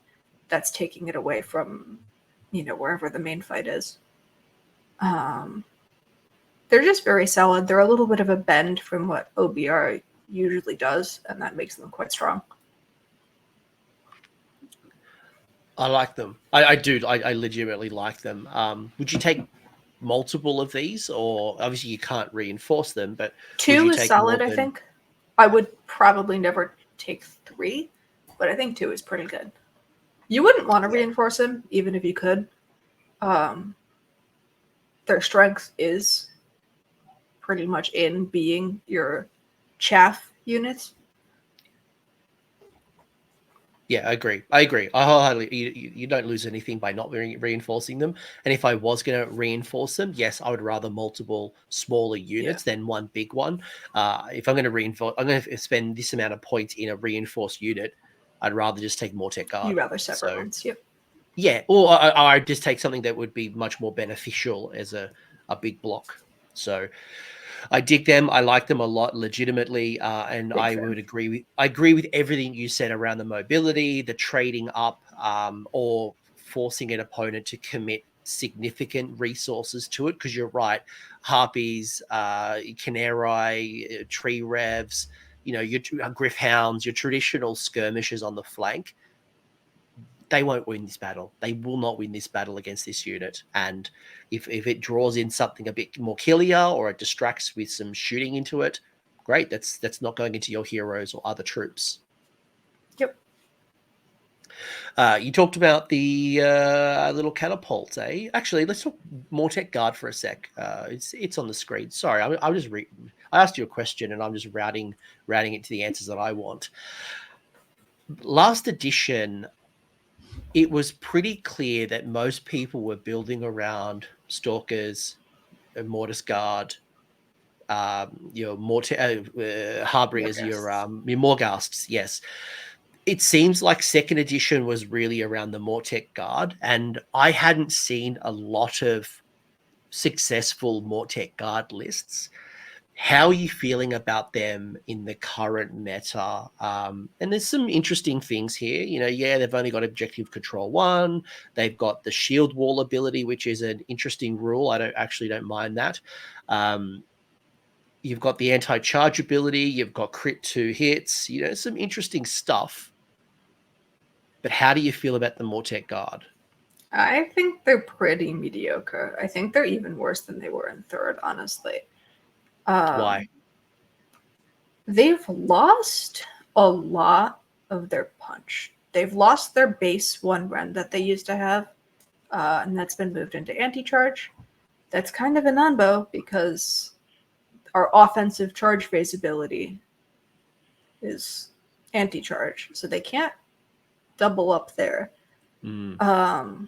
And also, one of the main buff pieces for them last book was the Leech Cavalos for +1 attack. And now that's just Santos, and it's once per battle. So it's even harder to make them actually blend things, which was already something that they were good at, but you had to invest into them. Yeah. But now it's just kind of awkward to get them buffed up to match any of the actual hammers in our army. And then defensively, shield wall is also kind of awkward. It's not optional. So if it was an activated ability in the combat phase, you could choose whether or not to use it or all at defense. And it's a number with Catacross as well. Supreme Lord of the Bonereaper Legions, giving +1 to save rolls, not working with Mortek Guard, sort of makes that dream of like, oh, Catacross with 2 Mortek blocks, and then, backup, makes it a little awkward. They just feel like they don't synergize very well with most things in our army. In addition, the fact that we've lost so much of our healing and recursion makes them stick even less. Mortarks don't heal, they don't recur.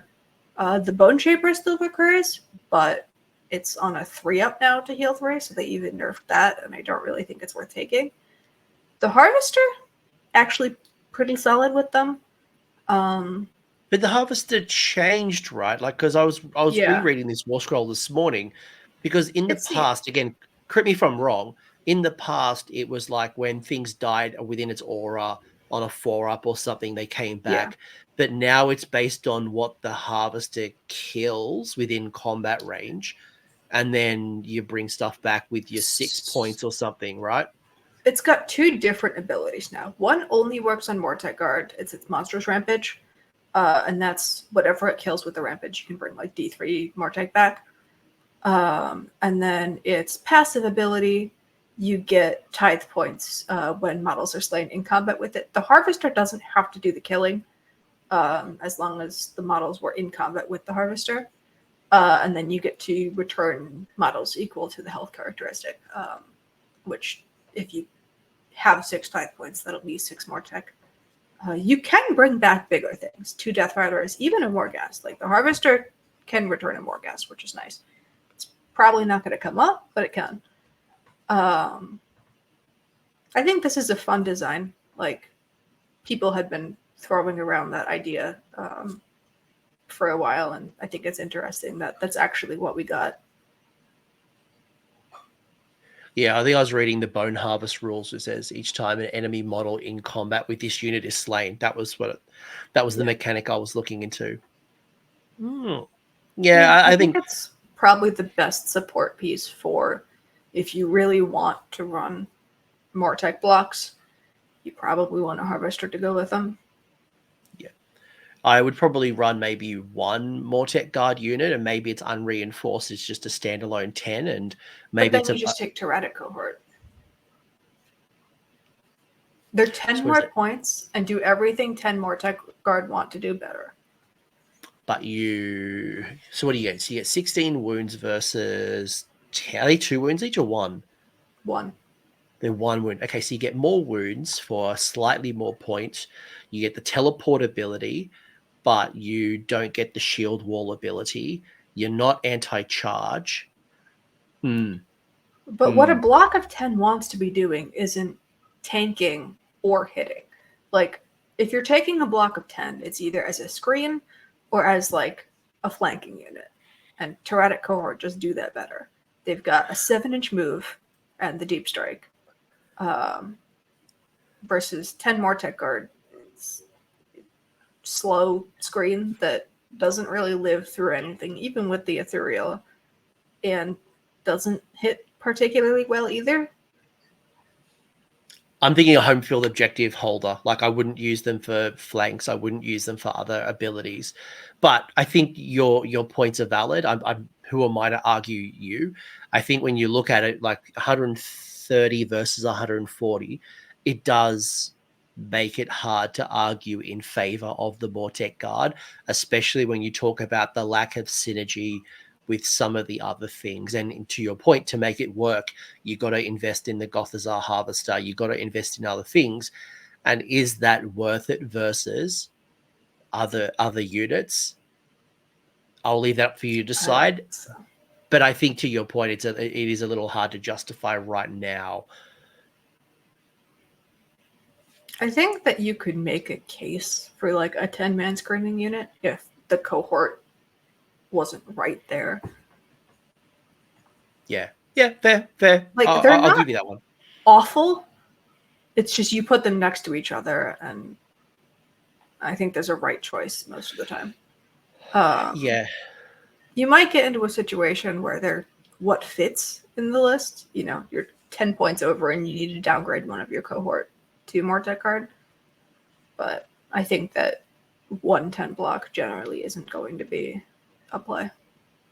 No, when you reinforce that to be 260, that's now a serious investment, which is on par with the Morghast Harbingers, the crawler. Like, you know, could you just have a crawler sitting in your backfield defending an objective if that's the play? And, you know, without a lot while of defending the objective. correct, and you don't have a lot of shooting in general, and as you said, a lot of your spell casting is shorter range, then maybe the argument is for the Mortek crawler if that was your plan. I'll leave it for the smarter people to work that Bring up out the what works crawler. for you. All right. Where Show is the them that. crawler? All right. Here's the crawler. There's 12 wounds. So if you reinforce your Mortek Guard, you would lose 8 wounds, just comparatively on price. 4-up save. Who cares about the move? It's not really moving. Control score of 5. You got the shooting attack, which is 24 inches, 4 attacks, 4s, 2s, rend 1, d3 plus 2, anti-infantry, so that brings it up to rend 2 against infantry units. Crit 2 hits on a 6. Who cares about the combat? Like, if you're in combat with this, If you're in combat, it's got a problem. Yeah, like that's the last place you want to be. And then you got the Deathly Barrage, where you pick an enemy unit that is targeted by all of the shooting attacks, so you can't split your attacks. Roll a dice, add 1 for the roll if this unit is wholly within 12 inches of the friendly Mortis and Os effector, and add 1 if it's in range with another Mortek crawler. On a 4-up, the target has strike last for the rest of the turn. Yeah, so crawler's a little bit expensive, but I think 1 is pretty solid. One thing to note about the shooting attacks, on average, it does about 10 damage to a 4-up save, which is sort of that magic number to clear, you know, an unreinforced block of most infantry. So it's fairly potent as far as shooting goes, and again, quite long range. And then Deathly Barrage, one thing it's actually really nice for, obviously, you know, if you're just shooting with it normally, it's helpful, you know, if you want to fight on 2 fronts or something, but it's especially nice with covering fire, because if they're planning on charging in with, you know, whatever their hammer unit is, that's probably the closest unit if it's approaching your castle. So you fire into it, and then on a 4-up or a 3-up if you've got an Os effector, you can just make their hammer strike last, which either they can charge it in and risk just having it explode before it gets to hit, or probably they might not charge it at all. And again, like you mentioned earlier, it's actually a fairly good like home objective holder. It's got a big base, so it screens out like deep strikes and teleports pretty well. It's control 5, so like a random hero isn't going to outcontest it. It just sits there, gets value while sitting on your home point, because it can actually do things from all the way back there. So I think 1's nice. It's a little pricey, but if you can afford it, like, it's good value. I don't hate it. I actually don't. I would not mind it, especially with range getting shorter. The 24 inches, there's definitely a lot of infantry, and there's a lot of smaller heroes as well that have the infantry keyword. So there's a lot of utility on this piece, and I would try to make it work, but I could also see it being a unit that I drop, that I just don't have enough points in my army. But I do see value in it. I do. And the strike last, to your point, is a nice little ability. Bonus if they happen to be within 12 inches for drain vitality, you know, for magical intervention, then you're making a -1 to save and some other things. So that thing that they're really committing into is not going to get the efficiency out of them. For sure. 2 more units. I'm conscious of time, and we could probably be here forever. Although we're probably almost at all your units. No, you've got more units than that. You've got more. That was unfair. Unfair. All right. I want to talk murder ponies, and then can you give me one other unit that you love? Soul Mason, I think. It's probably all right. a good one to show. All right. Death Riders. So, and I call this one out because it feels like we are in the age of cavalry, except if you're Iron Jaws piggies. I'm sorry. I don't have to apologize on this video. I feel like they're one of the only cavalry units that probably isn't strong right now, but someone will get me eventually. But cavalry is doing quite well with the speed. A lot of them went up in their health value. Generally across the board, it's just been quite beneficial for battle tactics and general play. And we've talked a lot about Death Riders either as a battle formation or just including them in our army. Talk to me about your thoughts around Death Riders, and do I take them? Do I take them all? Do I reinforce them? Is it situational? How do you feel about the Death Rider? Death Riders are great. They didn't get hit by the health boost. Pretty much all Cav went up 3 wins. Death Riders were already 3, so they didn't really benefit from that. And Blood Knights. I think Blood Knights were the other one that didn't go up. Yeah, they were already 3. Poor old Blood Knights. A Chaos Knight can be 4 wounds, but a poor old Blood Knight can't go up to 4. It's very sad. But what they did get is the charge +1 damage, which is sort of the other thing that most Cav in the game ended up getting. And that's huge because they kept pretty much all their other stats. The horses are a little worse, but like they kept the rest of their sword stats, except they're 2 damage on the charge now. So they've effectively had their output doubled, and yet they're cheaper than they were before. So that's great. Really potent. Retreat and charge makes it so that they can be on 2 damage whenever they want to, which is something that not all Cav has access to.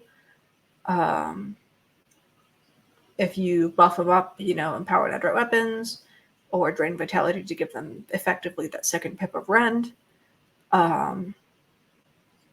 Just really solid hammer for their points cost. And yeah, again, they're fast too. 10 base, they can get +2. If you really want their pregame move, you can have that. So they can get where they want to.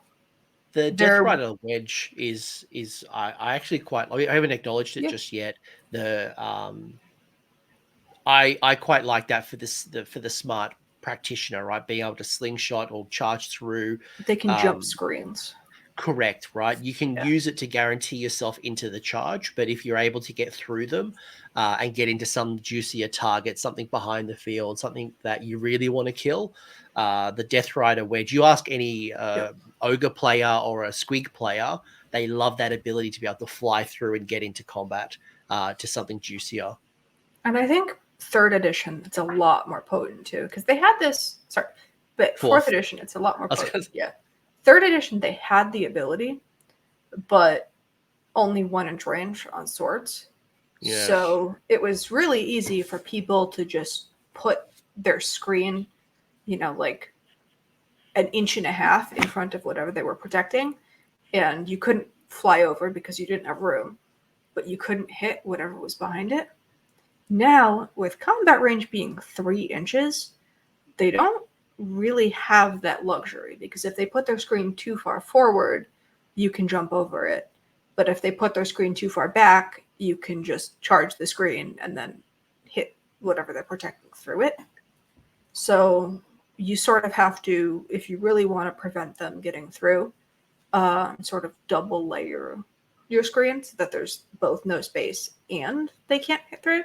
But then you're sacrificing on like horizontal coverage of your screen. So yeah, quite strong. The other one to call out as well is that in 3rd edition, because of those combat ranges, to your point, reinforcing a unit into a unit of 10, you often lost a lot of attacks. You might get 6 or 7 at best. Often, about 6 would probably be your average. Now you're likely to get all 10. Like there's a really good, Yep. correct. So you're going to get more value and more combat through. And what a great recipient of power through as well, being able to hit something really hard, slingshot into something else, or be able to manipulate or do whatever you need to do. Yeah. Great unit. Would every army include a Death Rider for you? I would say that pretty much any army I build would include at least one unit. Whether it be just like a unit of 5 to go off and, maybe not be a hammer, but like pick up most things, be mobile, sort of do their own thing, or, blocks of 10, respectable hammer. But I do think that lists definitely want to include them. It's just a question of how many.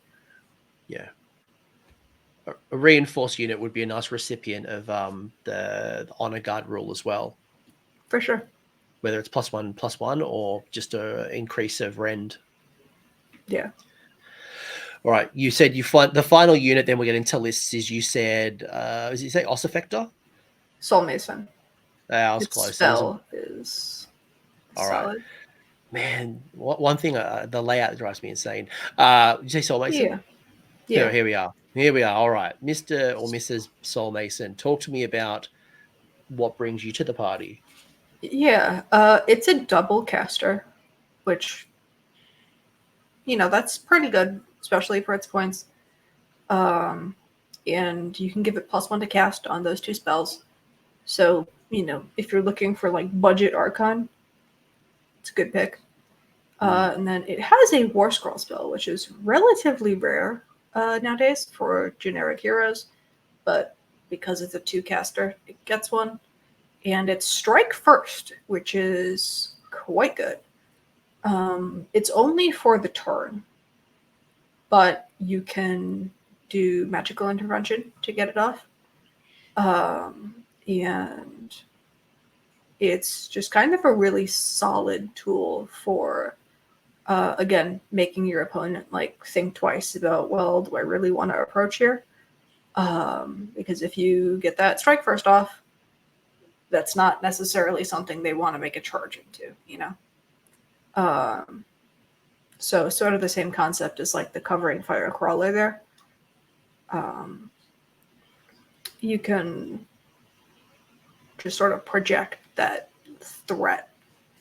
It's also really nice.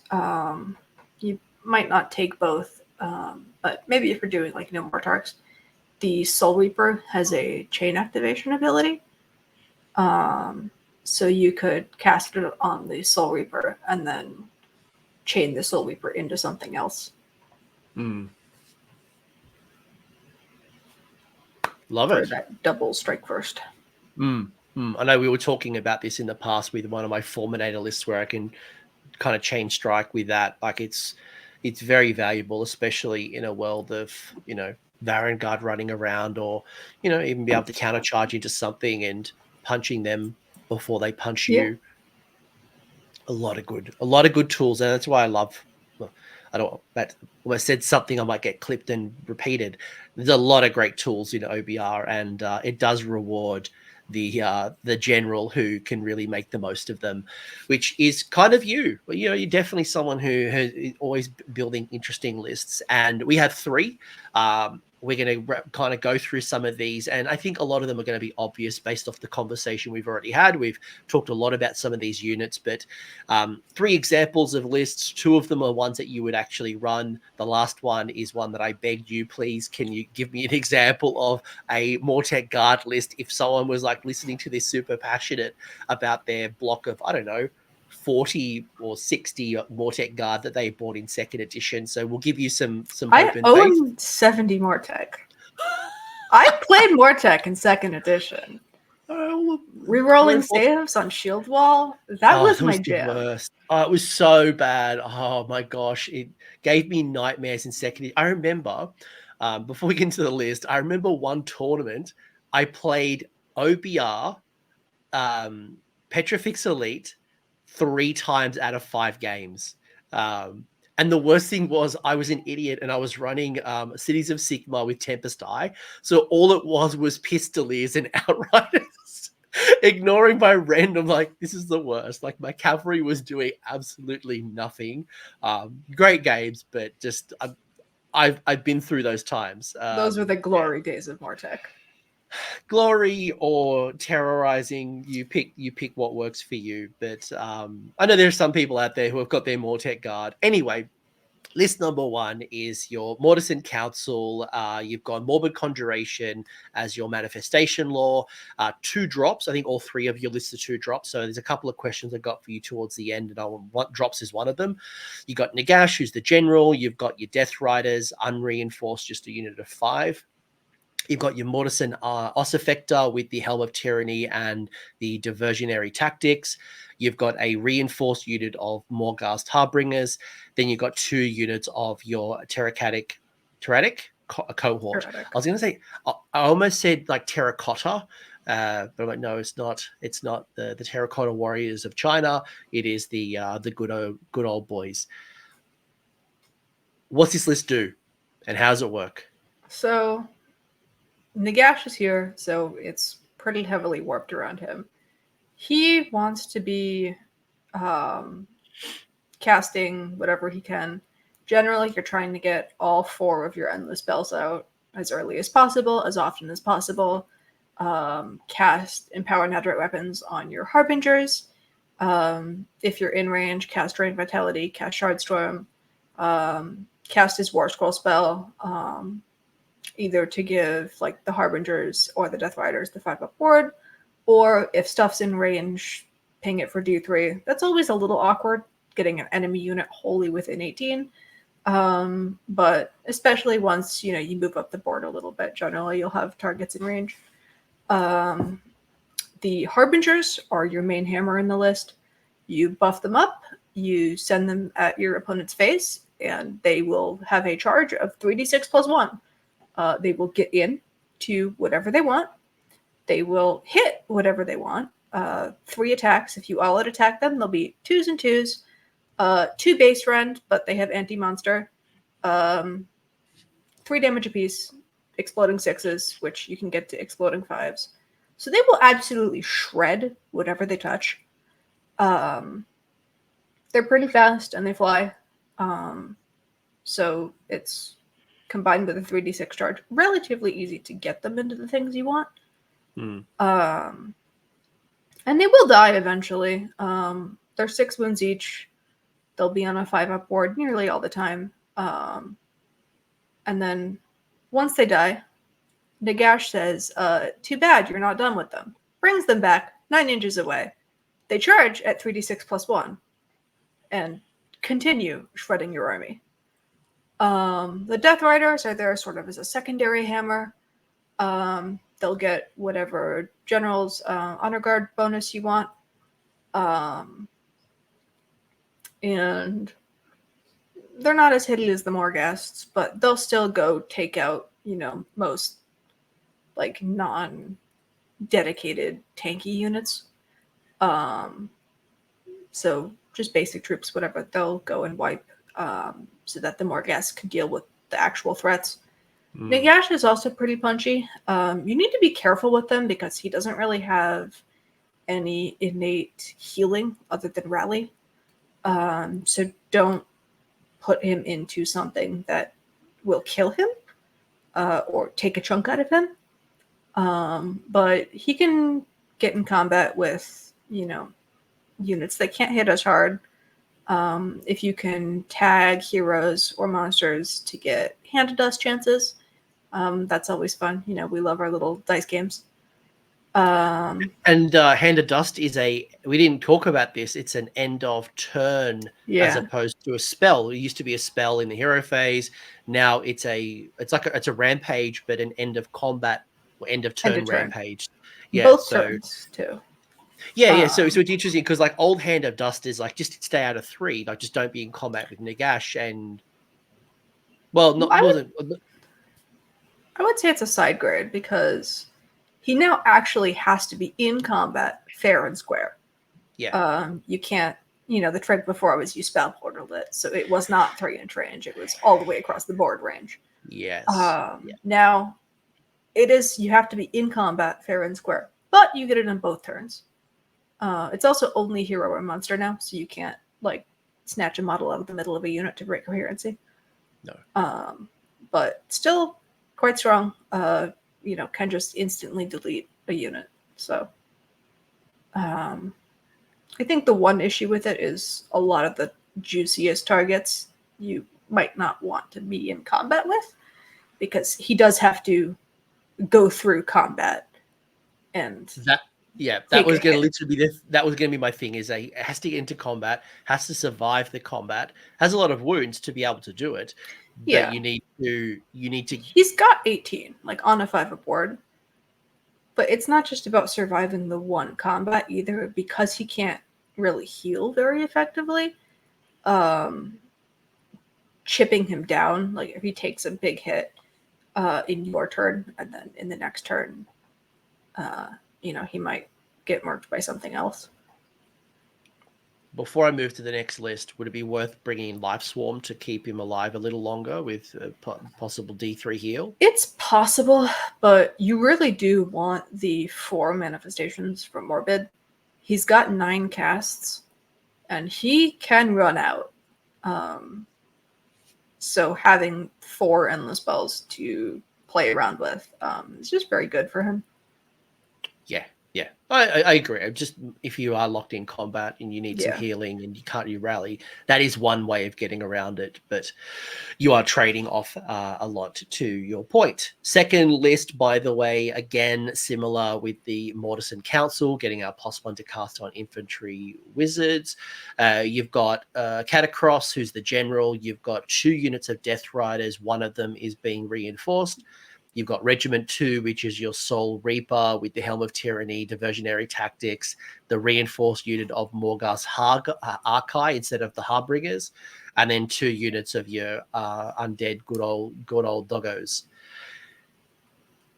How does this differ, and what's the strength, or what does it do that maybe the other didn't do? So this one's more of like a castle-y list. Catacross is nice with the Death Riders because his extended Relentless Discipline range means that you can send those Death Riders out a little farther and still have them benefit from your Relentless Discipline abilities. So, giving those Death Riders +1 to wound really helps because they wound on 4s. The reinforced block as like a big hammer, and then the smaller block just to go do whatever. The Morghasts there, again, another good hammer. The Archai, I think, are better with Catacross because you don't really want to be extending them as much. With Nagash, having that 3d6 charge, great. And having they can receive RDP from anywhere, even if they're not in range of a hero. So they can be super independent operators there and just send them full out. Versus since Catacross already has that extended bubble, you don't necessarily need that as much. And the Archai have a 3-up base save. So that's nice to save stack with Catacross's command. So the Morghasts here can be more of like a defensive role where they can go out and charge whatever they need to and kill it, but they're going to more hang around in your castle. If something tries to attack it, they'll go clap it. Soul Reaper, it's a decent little combat wizard. I would probably actually take the Horrors of Necropolis lore here, not Morbid Conjuration. Just easier for the Soul Reaper to cast, and you've only got 1 cast anyway.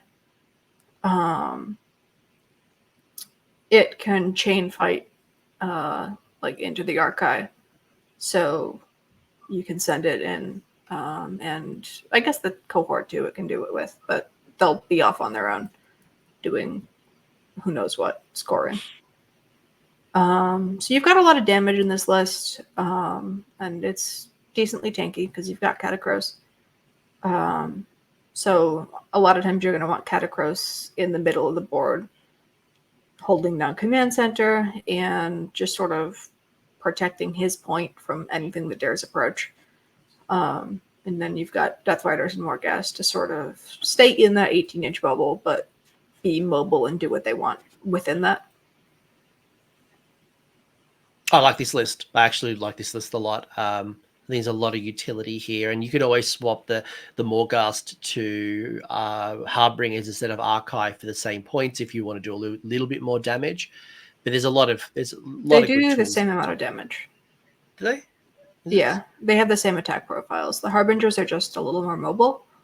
Oh, I thought I'm thinking of I'm thinking of when I was looking at Immortus Guard versus Stalkers. I noticed there was a rend and a damage difference. I was assuming that stat profile to this. No, okay. Yeah.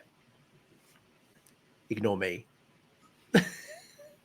I don't know shit about OBR. No, I do, but I was thinking those two profiles. But by the way, notice no Stalkers, no Guard. Interesting. Guard are fine. They were a staple. They were a staple of the old edition. People were running they blocks of lost sixes and threes. They lost their fight twice, so they're not super hitting anymore. They're kind of purely defensive. I don't hate them, but I think it's a little harder to justify them when they can't sort of do double duty as both hammers and anvils. They now hit fine. They give your units better ward, but then they take damage if you roll a 1 on the ward. So it's a pretty good bodyguard effect. It's not as protective as the old one, which was a 2-up. So your heroes were not taking damage if they were nearby. But it also has a pretty high chance of just completely negating the damage, since the Immortus Guard only actually take damage if you roll a 1. But conversely, rolling a 1 means both units take the damage, so they can be a little bit swingy that way. I did think the Stalkers were a bit of a blender, though. Like, if you look at the 4 attacks, 3s, Ren 2 for 1, crit 2. I mean, it's only damage 1, which is kind of what turned me off.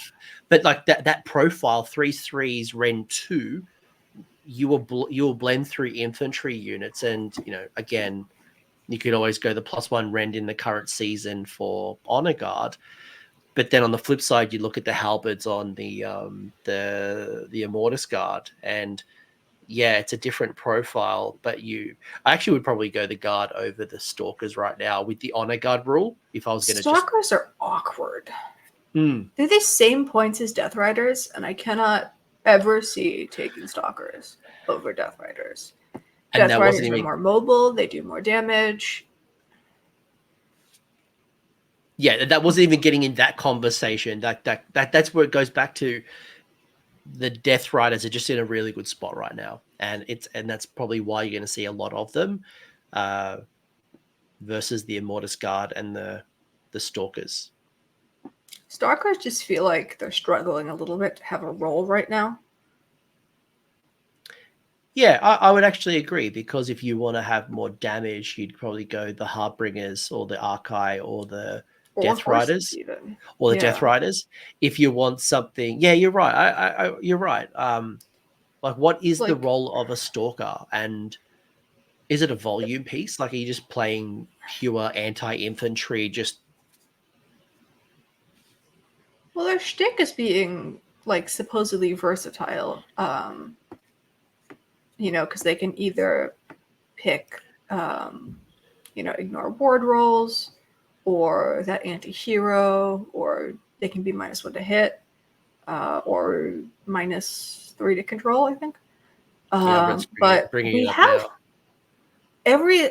we have all those options in our army, Like, if you want no wards, we have the Shrieker right there.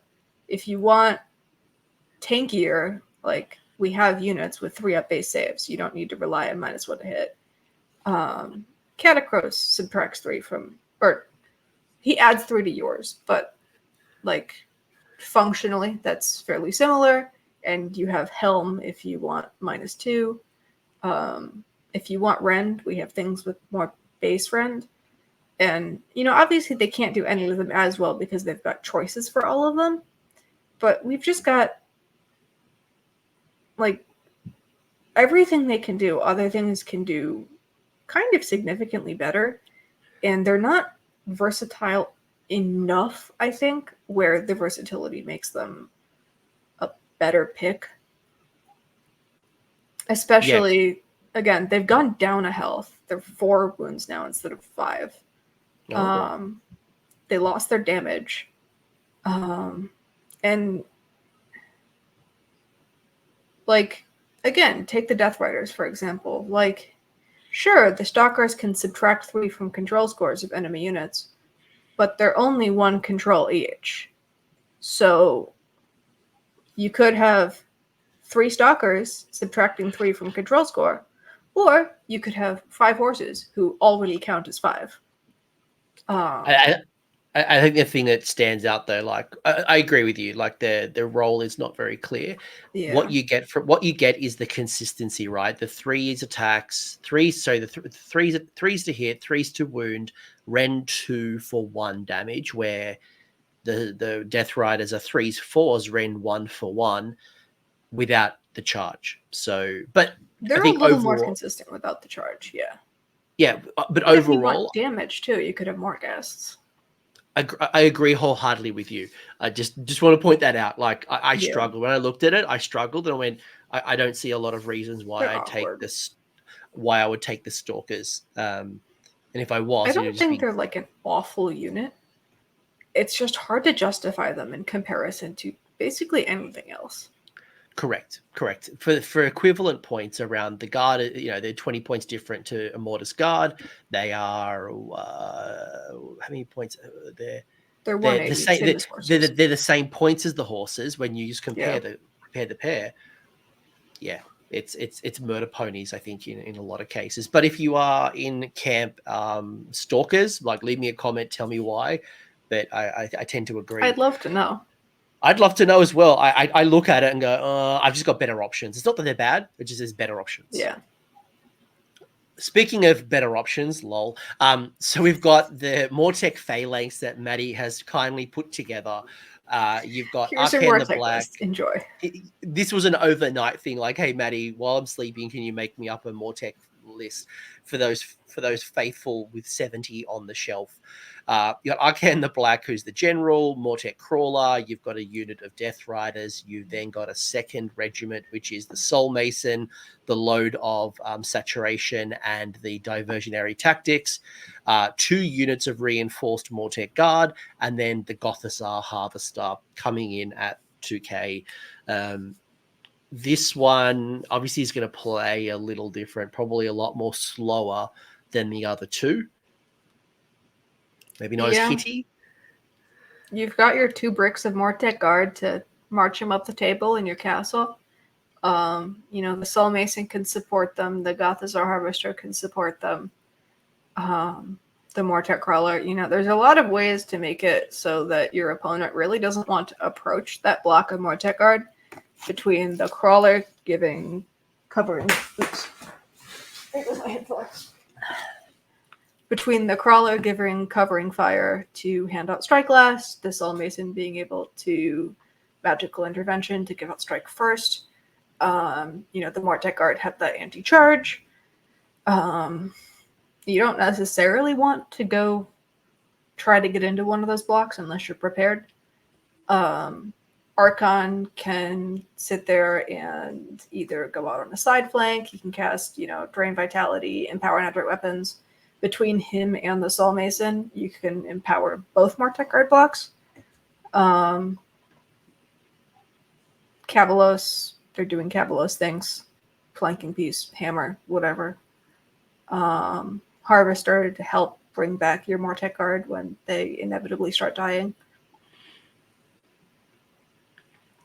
This just feels like a big block of wounds, super static. Like one of the things that I liked in your other lists, they felt way more mobile. They felt like they compete on battle tactics probably a lot better than this particular list. It's not a criticism on your list. You've done me a favor by writing it up, but I think it's just if you were going to build something like this, how do you work through the limitations and like, do you drop Arcane the Black completely, and do you have those little Cohort. your little cohort? Arcane's not bad himself at doing battle tactics because he is decently quick. So you can send him and the Death Riders out to go like do seize the flanks. If you want to do like seize the center, you can plop the Mortek Guard bricks there.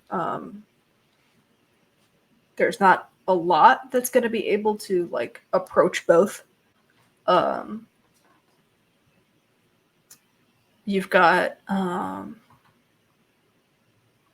like I have two just think you units lose, fight and not die. You just You lose definitely the are mobility. focusing on primary here.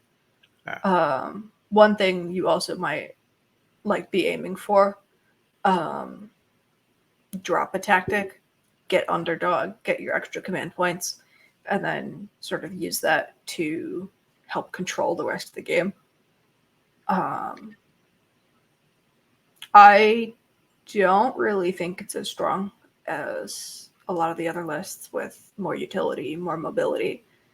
But if you want to run Mortek Guard, I would probably do something like this.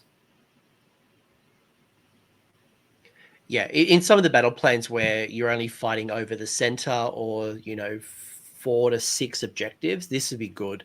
When you start moving into like Scorched Earth and you got 8 objectives, this is going to be awful on Scorched Earth. Correct. Which is why I'm saying the other list with the mobility probably a little stronger for me. But I appreciate that you brought together some thoughts, and I'm sure again some of the Mortek Guard enthusiasts have already started building some lists, and we'll be chatting in my Discord, talking about lists. Speaking of Discord, Maddie, have you got a couple of minutes so we can do some rapid fire Discord questions and bring this home? Alrighty, so I'm going to skip through some of the ones that we've already asked. So I've already asked you about the thoughts on the crawler, so we'll put that one to the side. Why is nobody playing Soul Reapers? I mean, -1 to wound and fight with infantry units with +1 to hit in every combat phase. This is so good for 20 Mortek Guard wall. Bad Meister Paul asking that one. We talked about the Soul Mason. For Soul Reaper, sorry, you did call that out. Yeah, I put it in the Mortek Guard list. No, I put the Soul Mason in the Mortek Guard list. I put the Soul Reaper in the second list, I think. We talked about it. I do like it, yeah, for chain fight. I think a lot of the times, if you can afford it, you want the Soul Mason for the strike first. But I like the Soul Reaper. Like I did put it in that list. Getting the +1 to hit, chain fighting it into like the Morghasts in that list. Save your all-out attack. I think the main problem with it is it's not quite as hitty as you want. It's 3 attacks, but 4s and 3s. Last edition, it was 5 attacks against infantry and 3s and 3s. And it was still, like, this is respectable for a foot hero, not hitty. And if you compare it to something like the Lord Executioner, you get sad. But I do think the chain fight utility is nice. And the fact that it gives the +1 to hit, it's not just a chain fight. If you have both it and the Soul Mason, you can give it strike first and have both of them strike first. So I think it's a decent option. I think that a lot of lists also, if they're taking a Mortarch, sort of just struggle on hero slots. So if you're not taking a Mortarch, I think there's a little more room in what you bring. But yeah, and I found that in my list building is it's when you, and this is probably going to lead into a question that Z Stack had asked, is that I'm trying to reduce my drops in a lot of my lists, and in some factions you can't bring small heroes into a regiment. In some of my lists, there's absolutely ability where like I can bring my Stormcast Vexilor into a regiment, which helps me reduce my drops, which is wonderful. But our Leech Capitalists can. Yeah, like you've got like very minimal options. So the question is, do you throw in a bunch of heroes and accept the limitations on your drops, or do you drop the smaller heroes to bring down the drops and reduce? So basically my point that Z Stack was going to ask is, how important is low drops, and how do you feel about not having control of who goes first? And all 3 of your list were 2 drops, just to call that one out. I don't think that fitting heroes into regiments is necessarily the issue for us so much as it is points. We are a relatively expensive elite army, so it's hard to justify a 3rd hero a lot of the times, especially if you are taking a Mortach or Nagash. If you're taking generic heroes, then I could see, 3-foot heroes or like 2-foot heroes and a cav hero or something like that. And then I think it'd be fine to go, up to 3 drops. I don't think you're trying to squeeze everything into 2 drops at that point. But it's really points that are the big issue. So I think most OBR lists are sort of naturally going to fall into 2 drops where it's like big hero, small hero. Nagash lists can get to 1 drop. It's just a little awkward with what you can take then, but you can do it. Ziggy asking, what is the best way to utilize relentless discipline? Do you have any tips or tricks on how to make the most of it? I think being very cognizant of your movements to make sure that you have heroes in position to be able to issue. Whether, it's making sure that your hero is a little bit further forward than maybe you think you need it to be, so that if you decide to do a counter charge later on, you can do that and still be in range. Or if you get charged, they don't make it awkward so that you're in a position where like you can't pile in because it would take you out of range for next turn. So making sure to sort of like plan ahead so that your heroes are not just in range now, but in range before your units might be. I think that's the biggest thing with relentless discipline, where it's like getting used to figuring out where you're going to need that bubble. Yeah. And as you've already talked about, the fact that you've got so limited heroes, I guess could be a blessing or a curse, because it simplifies the decision. If you had 5 or 6 heroes on the board, Yeah. it gives you options, but it also makes it challenging to be within bubbles and who needs what and at what point. Yeah, it's an interesting one. Catacross to extend the range. So if he's in your list, generally you're going to be doing it around him. Or if you brought Harbingers, they can receive it from anywhere. So, no matter where your hero is, they'll get that. So there are, a couple ways to sort of interact with it. But for the most part, yeah, you really have to manage your bubbles. Maybe the last question, and then I just want to actually, one thing we haven't acknowledged, we probably should have, and I'll ask a final question, then I'll acknowledge it, is, where was it? Kieran asking, what are the best applications for Volk Mortarian's ability to make non-fight core abilities cost a CP? I mean, it's pretty generically decent, I would say. Core abilities there, all your movement abilities are core. Shooting is a non-fight core ability. Some war scrolls have their own.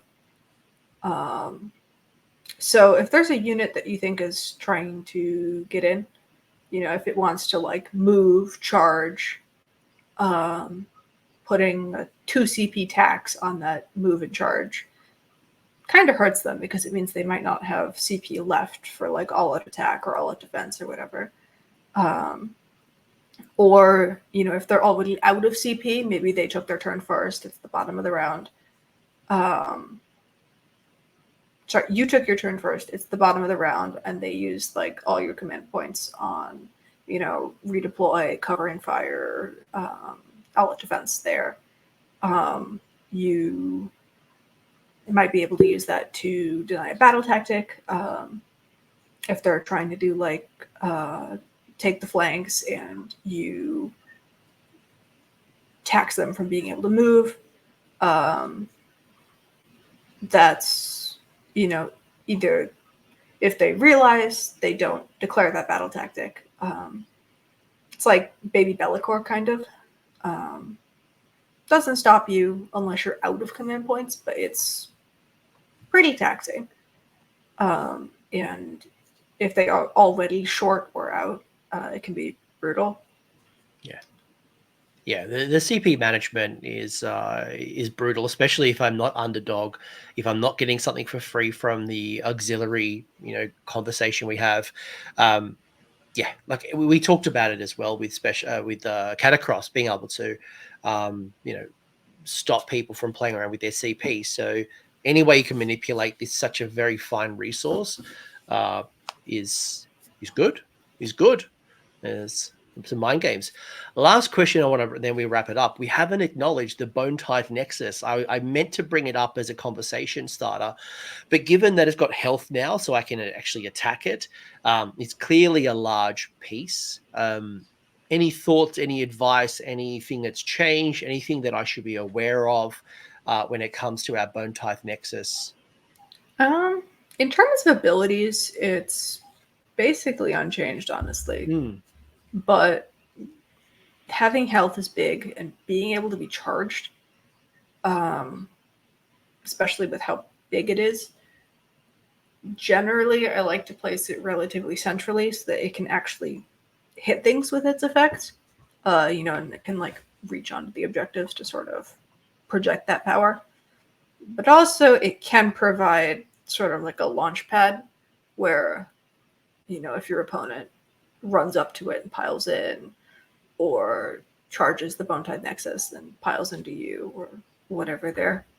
But you can also use it to give your units cover if they're behind it, or to sort of help block off a charge or like block off your home point. So its size can also be a benefit. It really depends on like where your options to deploy it are in any given situation, I would say. So the fact that it's got health doesn't worry you too much about being defensive with it. You'll still play it, not aggressively, but you'll play it often. So you want to be able to tap into the Deadly Gaze ability and still benefit from the 18 inches. So even if it means impactful enough where you care about protecting it. Like something like a Loon Shrine, you need to protect that. The Bone Tithe Nexus, it's a like 4-up for a decent but not critical effect. So if your opponent is wasting attacks killing your Bone Tithe Nexus, that is attacks that they are not spending killing your units, and that's good. I think the key is what you said as well around being able to charge into the Bone Tithe Nexus and slingshotting into another unit. And that's also true of manifestation. Yeah. So just, be aware of that. But it's not enough for you to be overprotective of it, putting it into the backfield, trying to get it out of combat. You still place it aggressively in order to tap into the 18 inches. And yes, it is on a 4-up, but if it dies, it's not like your world crumbles. You don't really care too much if it dies. Yeah, and it's attack not going into your units. Yeah. Any final comments? Anything you want to say before we kind of bring this up? Because my throat is absolutely killing me. I feel like I'm all husky now. But this was obviously a really good conversation. Obviously, OBR has certainly changed a lot, but not in a bad way. It's just how you rethink about the faction and how you take advantage of the new rule set. But Maddie, any closing thoughts? Have you considered building OBR yet? You've got more guests? You've got dogs? Do you have Nagash?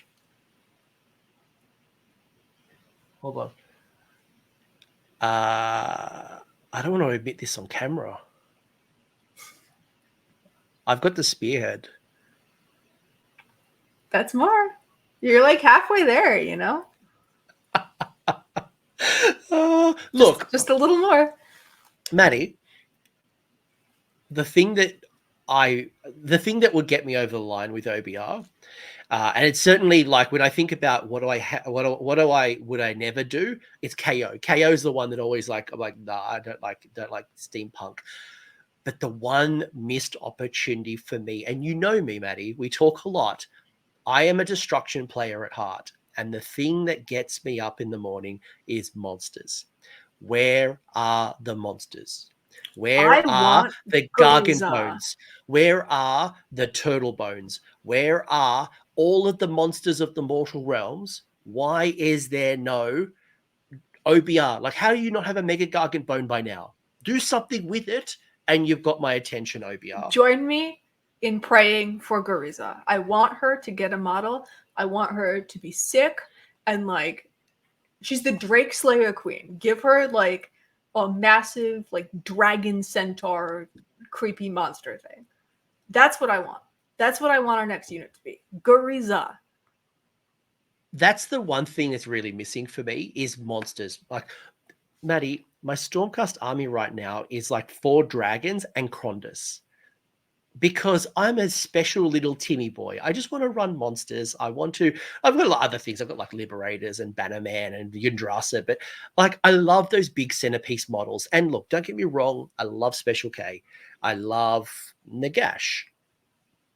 But I just need a monster. I need a good monster. I don't need a Gothizzar Harvester. I need something on 120 mil, 130, 160 mil base that is just bones. Bone me up. We are the faction of weird, creepy constructs. Our bones can look like whatever our Mortisans can dream of. Give us a horrifying monster. Like the stuff of nightmares. That's what I want. That if that came out, and maybe even a terrain piece, like I'm sick of seeing OBR pictures with the terrain castle of OBR. I'm like, bring something out. Like, give me something like a bone outpost or something. Like, that's where you capture my attention. But having a crutch bone guy or a model with a bunch of extra arms just doesn't do it for me. Like, give me something like weird and wacky, like Japanese sci-fi, like freak me out with some of these bone constructs. They've got that terrain piece that they always use in the battle tomes and stuff. That's It's what I'm like talking a about. big gate. That's yeah. what drives me insane. Like, bring it out. Bring it out. I want it. Bring it out. And I know like a lot of their terrain is scratch built, but I saw an interview about that one, and that one's a 3D print. They've got files for it. Like, give them to us. I want that. All right, I think we agree. Maddie, here's the promise. If you get like some amazing, wacky, crazy, solid monster, like just a solid monster, whether it's something prehistoric, like from the Age of Chaos, or like it doesn't have to be a monster that's in today's world. Like if it's a monster made up of the bones of the old days, or just hodgepodge something from Gargants, Stormdrake Guard, the Zombie Drag, or the Terrorgeist. Like, there's so many monsters out there. Like, just give it to me. Give it to me, and I'll be there. I'll make that promise to you. I'll hold you to that. Well, when it comes out and you watch Battletome will be some bloody monster, I'm like, all right. Any shout outs, anything you want to say before we bring this home? You've got me wild up now. Like, if that comes out, I'm there. I just need a monster. Praise be Nagash. I just need a monster. I need a monster. All right. Any shout outs? Anything you want to say hello to, or we'll bring this home? No. All right. Well, Maddie, you are incredible. Thank you so much for your wonderful insight and answering all of the rules by myself and probably many people on the internet who want that clarity. We appreciate it. Hopefully 4th edition is getting clearer than 3rd edition has been, but there's still some things we're working through. There's a few kinks, yeah. There's a few things, manifestations being one of the many, but you are incredible. I appreciate your advice. I hope everyone listening to this has enjoyed it. They've learned a few things or they've validated some of their own thoughts around OBR. I'll be looking forward to seeing how some of those points move, because I do think some of the points are maybe slightly too high on some of your pieces. And I can't wait to see how some of you creative people get out there and reap the bone tithe for Nagash and your Necropolis. No, I can't talk. My voice is done. Maddie, go drink some good tea. night. Oh, my tea's gone. I'm done. I need something hot. All right. Thanks, Maddie. Thanks, everyone. Let's call this an end. Bye. Bye. Thanks for hanging around until the end. I hope you enjoyed that video and you walked away with a few new ideas. Now, if you did, I would love it if you pressed like on the video, as well as left me a comment with your thoughts. The conversation will continue over on Discord, and the link is down below in the episode description. I also want to give a massive shout out to the AoS Coach patrons and YouTube members who are supporting the channel and the growth that you're seeing here. So cheers, you are all bloody legends. And until next time, don't roll a double one on a spell cast.